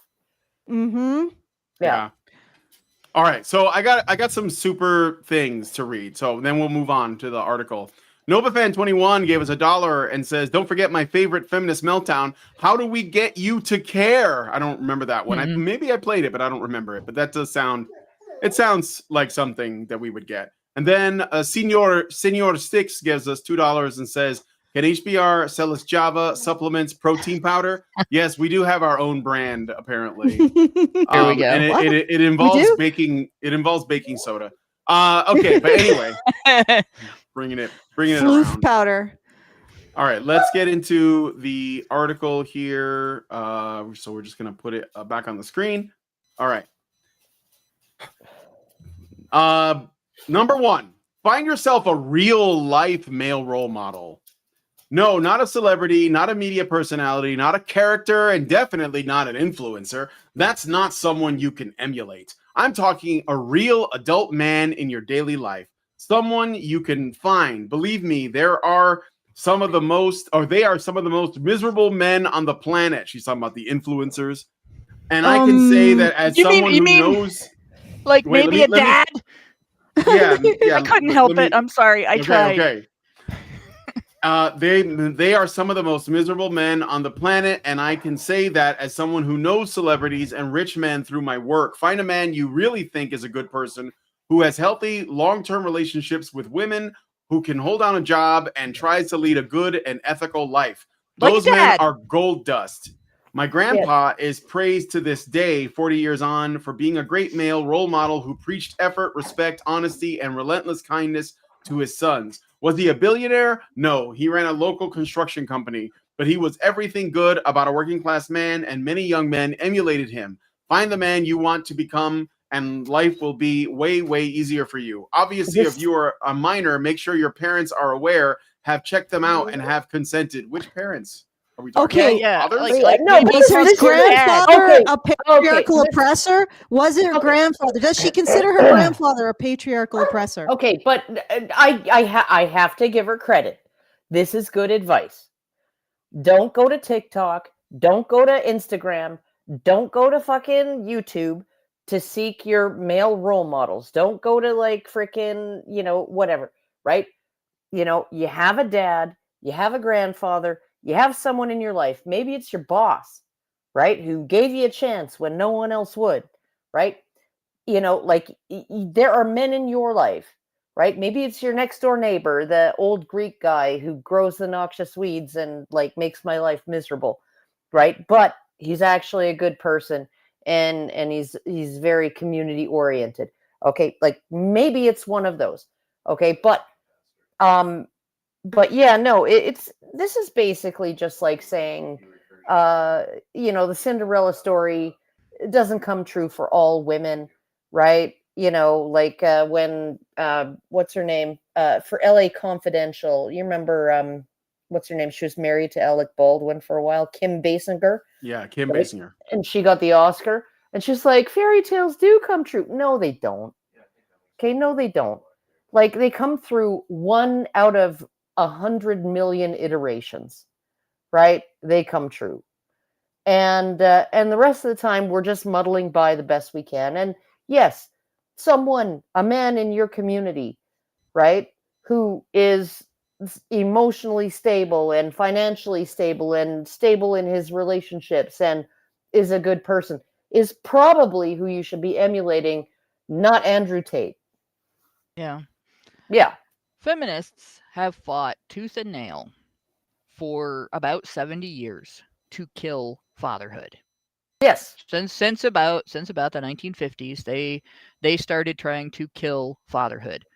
And since the early 20th century, they've been fighting against paternal custody rights. And in fact, since the early 19th century, they've been opposing paternal custody as an issue at all.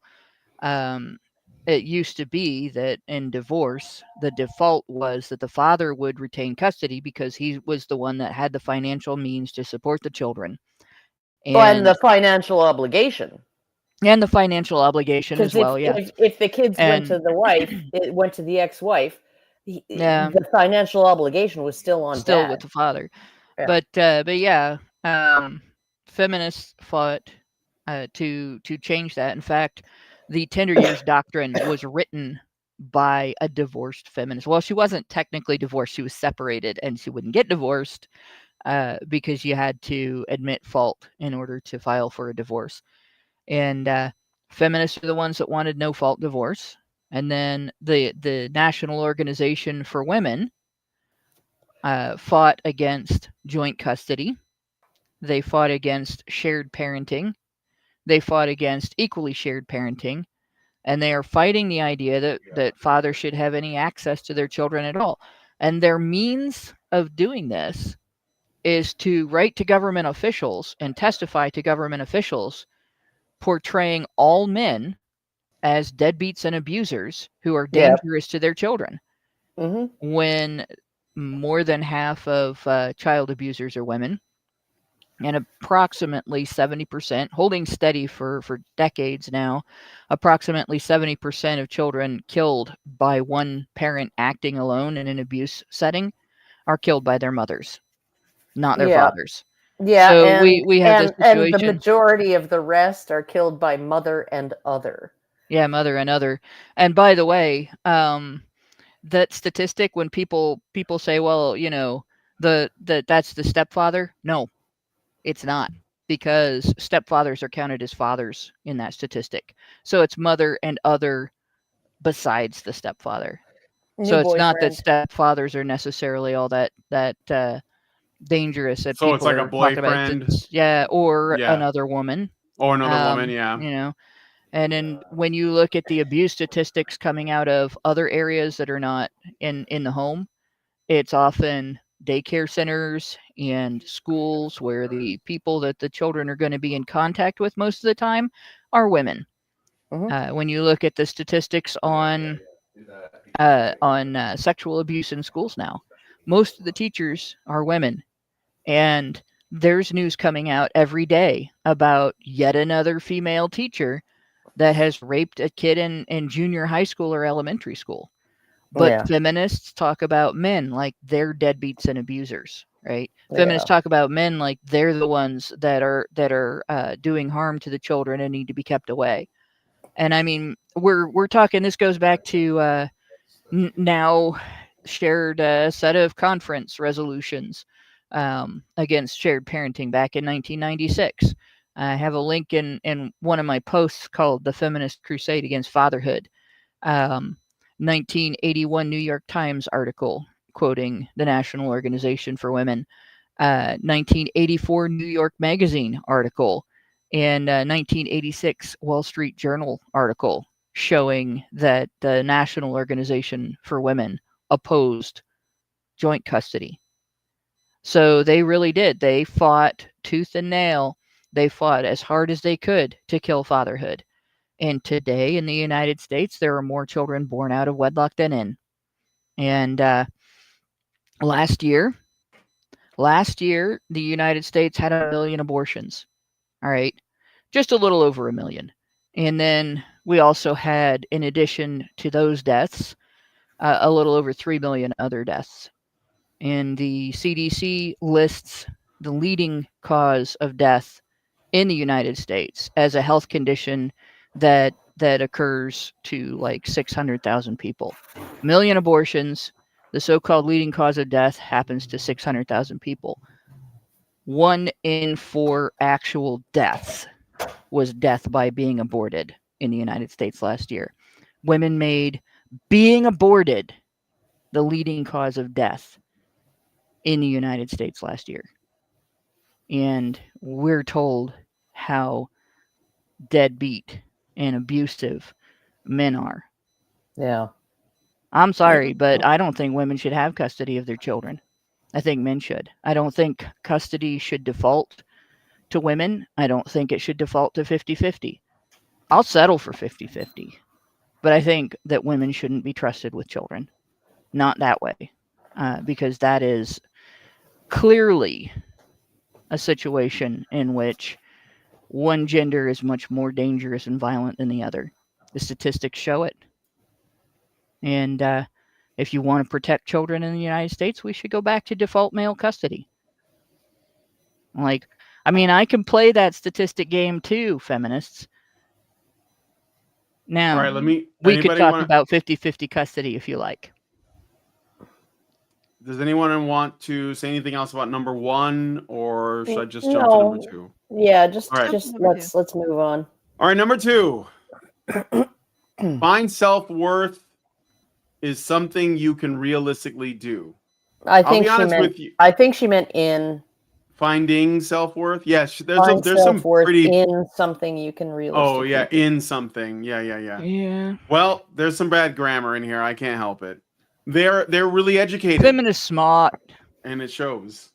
So, all right. I'll be honest with you. If you're a 17-year-old boy reading this, you're probably not going to make a fortune in crypto and buy 6 Lotus sports cars this year. Not because you're dumb, not because you're not motivated, but because you're young. Experience and years of hard work is what makes you successful. Most young entrepreneurs crash and burn their first 2 or 3 businesses, and that's totally fine. Learning is everything. I know stuff at 28 I would never have understood at 18. You're not a loser for working as a barista and attending high school. You're totally normal.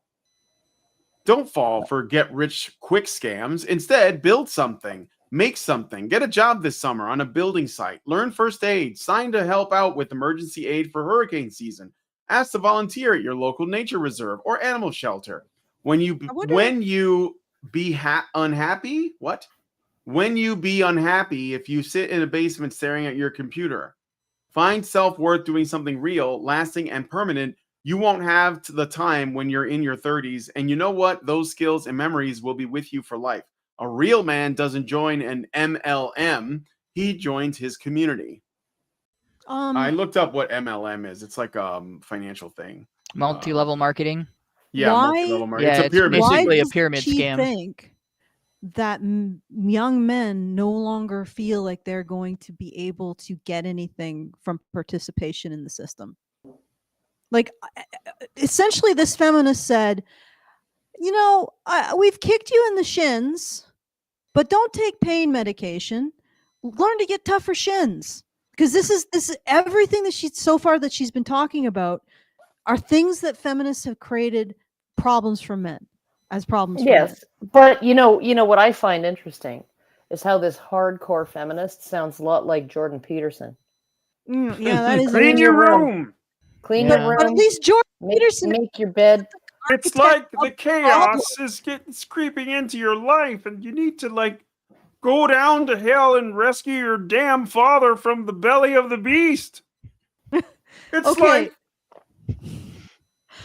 and that's fine. Yeah, she does sound like Jordan Peterson. That's a pretty good impression. I'm getting a little better. Thank you. Yeah, no, and honestly, like I don't find a lot of this objectionable. The only thing I find objectionable about it is that it's coming from a feminist, right? Who made the problem in the first place? Well, because you know what's really going objectionable on. About it. You know what's really going on. It's basically like Biden saying, "Okay, all you migrants swarm the border," and then he leaves it wide open for 3.5 years, and then he reinstitutes one of Trump's policies, right? And it cuts the flow by 300,000 per year, right? In 2024. And then he's like, see, I fixed the problem that I caused. Wasn't that good advice? I'll tell you what I find objectionable about this. She's basically just telling young men to go get a job, right? But what have feminists done to the workplace? No, yeah, Right? yeah, no. They walked in, they hung up their curtains, and they shut out all the light. And I think, by the way, turned around and made it easy for women in the workplace to use false allegations to manipulate their workplace so that they may get a promotion that they don't deserve because the boss is afraid to give it to the guy that they accused. They pushed and pushed and pushed until they got quotas. They got essentially DEI, but just for women. That they've created a circumstance where men are afraid to breathe in the workplace. They're afraid to excel in the workplace. They're afraid to do their jobs. They're afraid to not do their jobs. They're afraid to be alone in a room with a woman. They're afraid to not be alone in a room with a woman. They're afraid to walk. They're afraid to talk. They're afraid to look anywhere. They're afraid to say anything. Like, why would you expect them to take your advice to go get a job? You have made getting a job a minefield for young men. And by the way, you've also set it up so that if he wants to get a job and get a promotion in his workplace, if he wants to go into any field, including the fields where you're building things, including tech, including even something as formerly mostly manly as HVAC maintenance and welding and stuff like that. Yeah. They are obligated to prefer women, whether they are Actively qualified or recruiting not. women, yeah. They're not just actively recruiting; they're obligated to prefer them, whether they're qualified or not. So a guy has to be twice as hardworking, right? He has to put in twice the effort to gain qualifications. He has to be overqualified for his job to compete with women who expect on-the-job training for things that you're supposed to learn before you apply for the job, and who may not be able to do the entire job because they don't have the muscle for it, or they don't have the aptitude for it, or they're not interested in it, and they went into it because girl power, and that's the workplace that you're telling men that they have to go into. It's no wonder they all want to become crypto rock stars. Which Yeah, well, wanting to get rich off of crypto in 2024 is the equivalent of wanting to become a rock star in 1990. Yeah. It's not going to happen for the overwhelming majority of people, and that's just the way it is. And that's, or wanting to be, a Wall Street rock star. Not everybody is good at making those kind of trades. But the fact is, you've made every other workplace toxic. Why do you think they're setting their sights on the impossible? Because you've made the impossible normal. The only option, really. Yeah. Well, and I would add, and I'm going to speak, that if they want to have a chance to have a family, they know that they're better off taking a crapshoot with Bitcoin and becoming a millionaire than trying to work in the system and get a job as really anything now, because the standards are going up so high for women that even a man who's a good-looking man, be taller than average, because taller than average is 5'9" to 6 foot, even if he's got a job that makes twice as much as average, he still doesn't have that a very strong chance in the dating market. Yeah. So why participate in this system? You are better off playing the odds with Bitcoin, with the crypto. Yeah, and well, making okay. a lot of money. True. If getting laid is what you're looking for, okay. But if what you're looking for is just to have a job, okay. Having a family, Okay, you're better but off. if what you're looking for is just to have a job, then you got to deal with what my son is dealing with today. Today he has the meeting with HR from head office, right? Because he works in fulfillment at a big box store, in freezer cooler, okay? and his team is small, and they joke around a lot. And one of they had one woman on their team, okay, young woman. And anytime she dropped something or like broke something or whatever, she'd be like, oh my God, I'm going to kill myself, right? And they would joke around constantly, right? And this one time she's running a jack with pallets on it, pallets of boxes on it, down a ramp, right? And it goes off the edge and tips over, and all the boxes fall off. And she's like, oh, shit. And he says, you should probably kill yourself, right? And she laughs, right? And everything's fine. Okay? And he helps her clean it up, like pick everything back up. And then, so a month later, she quits for whatever reason. We don't know. And then 2 months after that, okay, there's an HR complaint from her mother who works at the same store. This young man told my daughter to kill herself, and that's why she quit. You know what I think it is? You know what her daughter quit because she doesn't like working and didn't get another job because she doesn't like working, right? And when her mother asked her, why did you quit your job and why don't you want to get another job? She pulled the same shit that my husband's cousin did when she ended up in rehab, right? Oh, it's because he got me into drugs. Yeah, no, he didn't. You know who got you into drugs? You and the ex-con you were dating who had served time for killing somebody. Okay? And there was this one time you were at a rave and my husband was there and ran into you, and he saw you going around to total strangers asking, do you have any drugs? Do you have any drugs? Do you have any drugs? Do you have any drugs? Do you have any drugs? Do you have any drugs? And he talked to somebody that he knew, who he knew would only give her pot, not pot laced with fentanyl, not pot laced with meth, not anything that she didn't want, not roofies, not Rohypnol, not GHB, right?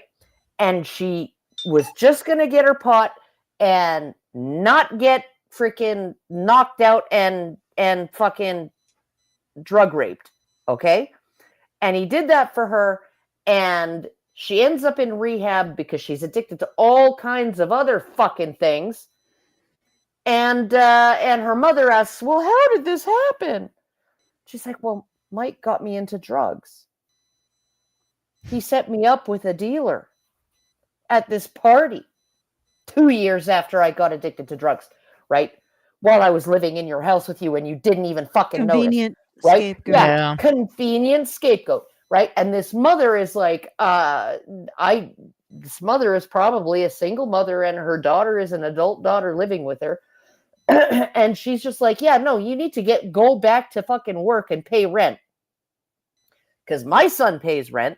He lives here with us and he pays rent, right? And if he lost his job, which he might because of this bullshit, okay, he's going to have to find another fucking job because he has to pay some fucking rent. Okay? There's no free lunch when you're 23 years old. Okay? And so I'm just like, this fucking stupid young cunt, young, dumb, and full of cum, okay, tells her mother, oh, well, I had to quit because it was a toxic workplace. Yeah, no, she was like fucking giving it as good as she got. She was like fully into it. Like it was not some kind of, and she quit because she didn't like the work, because she couldn't handle the physical part of it. Yeah, because she and ran men the have to fucking deal with jack crap off like the that. ramp, right? Because she couldn't control. It's not even a power jack.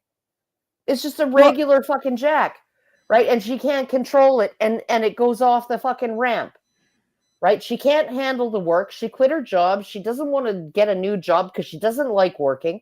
And her mother's like, And then she gives her mother some fucking stupid. Everybody on that team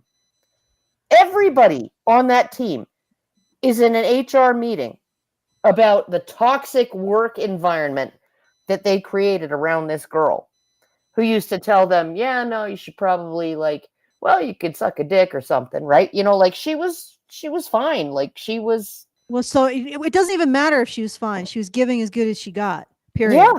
Well, the point is, if it was the other way around, and she said it to one of them, and they complained, HR wouldn't do jack for them. And here's the reason. And everybody really needs to know this about human resources, okay? The human resources department does not exist to protect you from discrimination. It doesn't exist to protect you from a toxic workplace. It doesn't exist to help you with anything. It exists to protect the employer from being sued successfully by an employer or employee who legitimately quit or was legitimately wrongly discharged. That's it. And in fact, HR will protect the employer against employees who were legitimately correctly discharged or wrongly discharged. They'll protect against having to pay out workers' comp to employees who were injured on the job. HR is not your friend. They are there to protect a company from any exercise of your rights. Yeah, no, That's all they I exist for. actually quit a job because I had a toxic boss, and it was I had multiple employees, coworkers, come and testify for me at my unemployment insurance hearing, right? Because I applied for unemployment insurance. I quit because it was sexual harassment, hostile harassment. It was a whole bunch of horrible workplace misconduct, right? And from one person who, and I was just okay, I just want my unemployment insurance benefits. That's all I want, right? I'm 5 months pregnant right now. Okay. And it's going to be hard for me to get another job. And so I quit because I couldn't stand it. I have bone spurs in my jaw from clenching my teeth at night for 6 months working with that guy, right? Just woke up with a migraine every morning. And so I was just I just want my unemployment insurance benefits. And they were going to give them to me.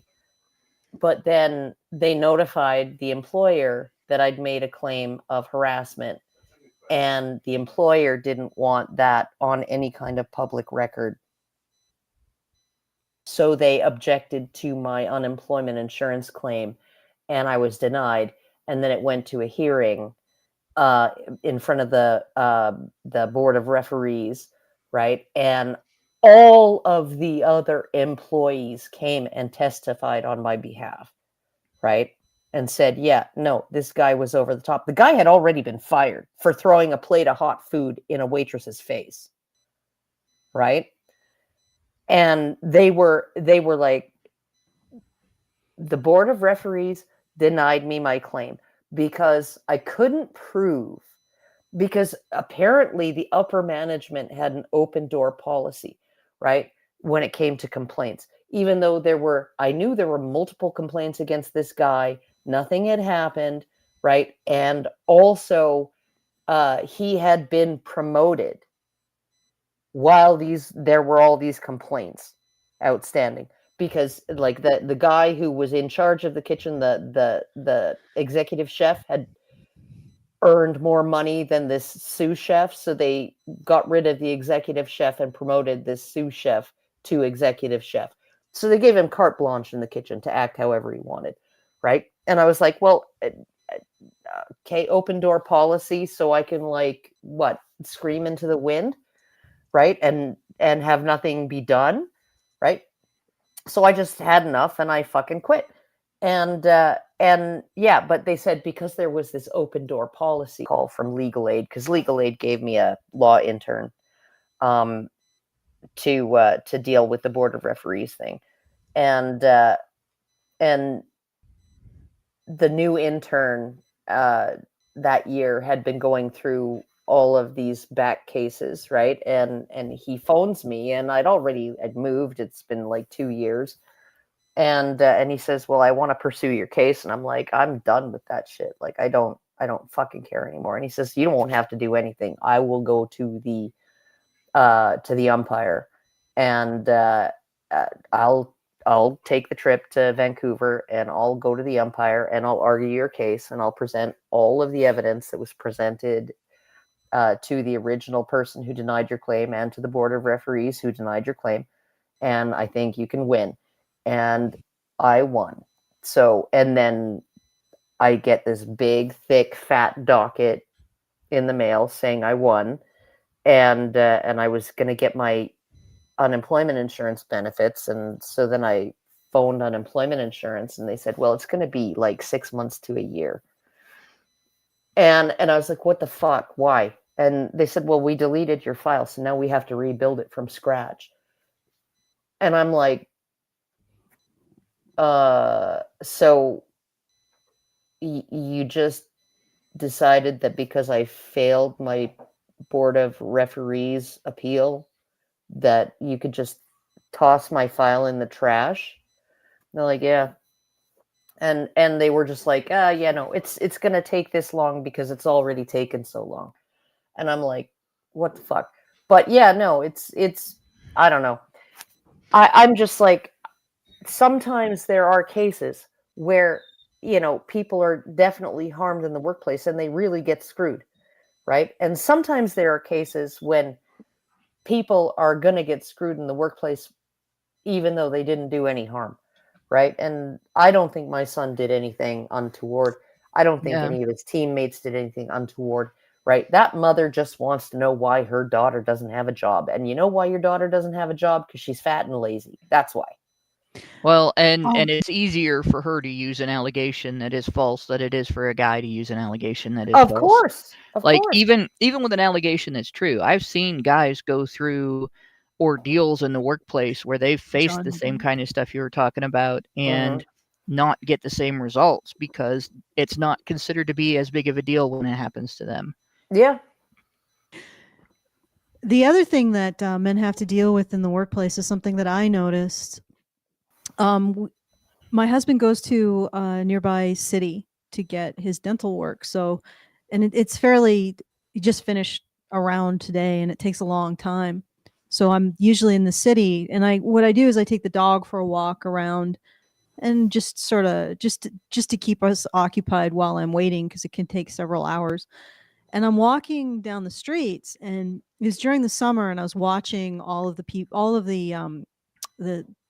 city workers doing the groundskeeping.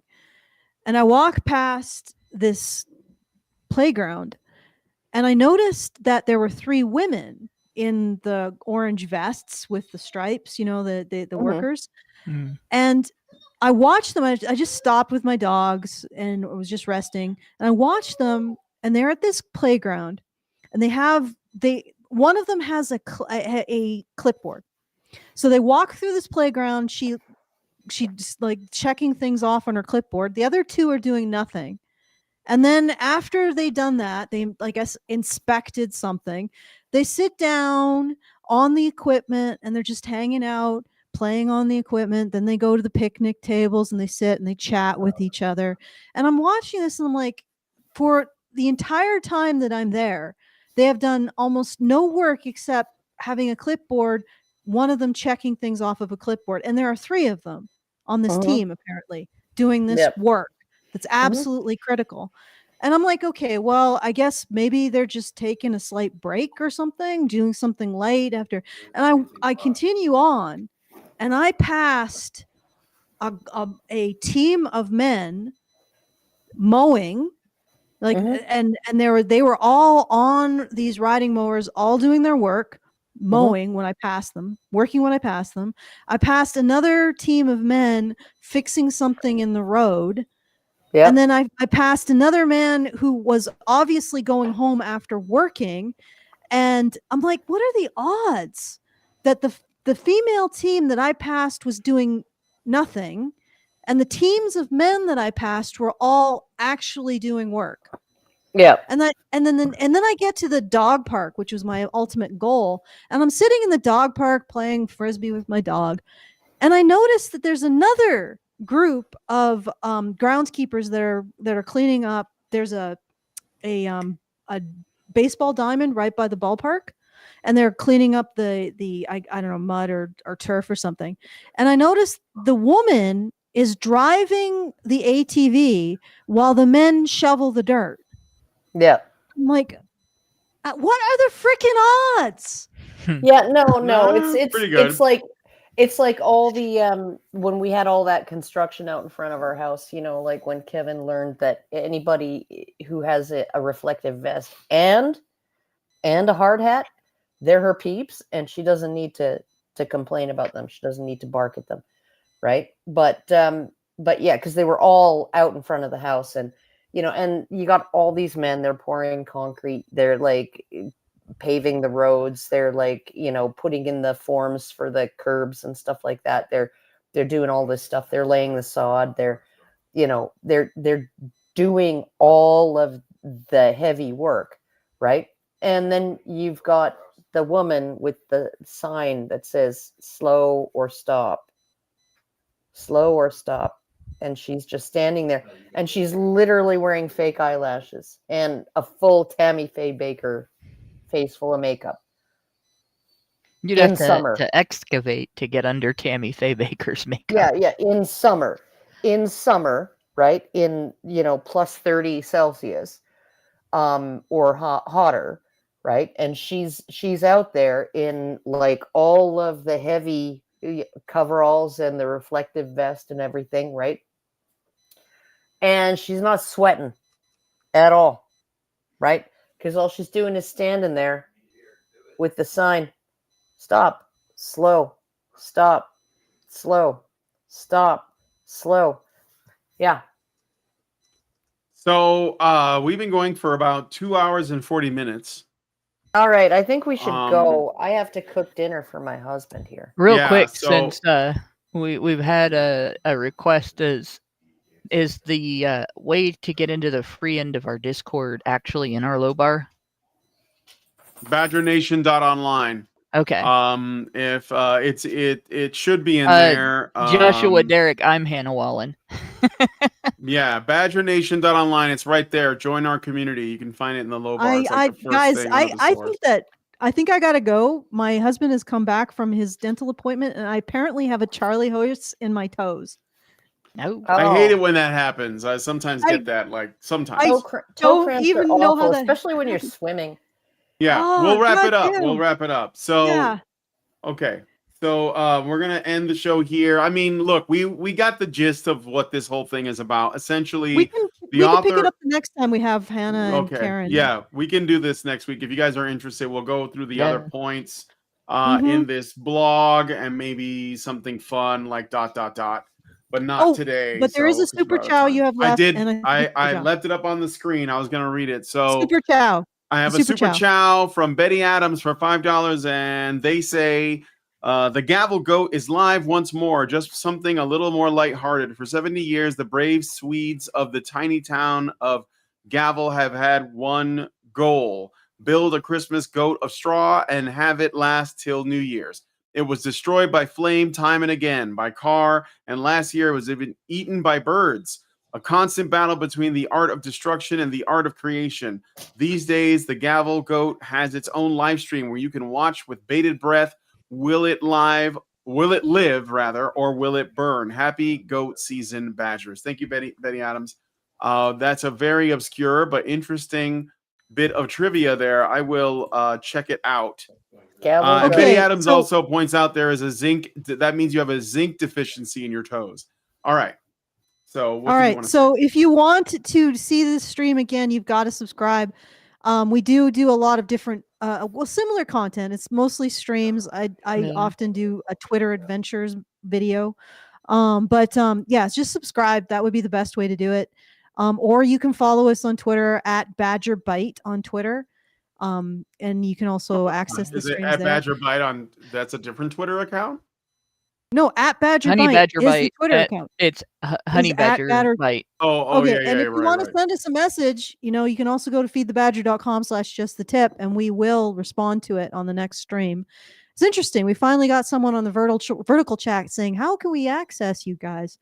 Instead of Yeah. We got some. We got I some can't people tell who if are you're male generally or female. supportive. That makes me angry, grr. every single vertical chat that we've had has asked that same question. You're not being clever, right? And it's mostly about me too. It's like oh my god, it's I don't know, Iggy Stardust there. Or what was the last one? It doesn't matter. But anyway, feedthebadger.com/justthetip to send us a comment. Feedthebadger.com/support to support the show. I want to do another big thank you to Hyper Chicken who put in that $100. I'll do a final check to see if there's any other thank yous that we have to give. Thank you, Hyper Chicken. Yeah, thank you, Hyper Chicken. And hopefully we make our goal, $450 left of that. And I'll hand it back to you, Brian, because my toes are really, really uncomfortable. Yeah, I get it. Okay. All right. If you guys like this video, please hit like, subscribe if you're not already subscribed. Hit the bell for notifications. Let us know what you guys think about what we discussed in the show today. And you can check out the source to the video in the description of this video. The article is actually a file, so I'm not going to share my C drive. Anyway, and please share this video because sharing is caring. Thank you guys so much for coming on today's episode of the Rantzerker, and we'll talk to you guys in the next one. Happy Thanksgiving if I didn't say it before, and we'll see you guys very soon. Let's see. I gotta end it. Men's rights activists are machines, dude. Okay? They are literal machines. They are talking point machines. They are impossible to fucking deal with, especially if you have like a couple dudes who have good memory on top of that too. Holy shit, you're fucked.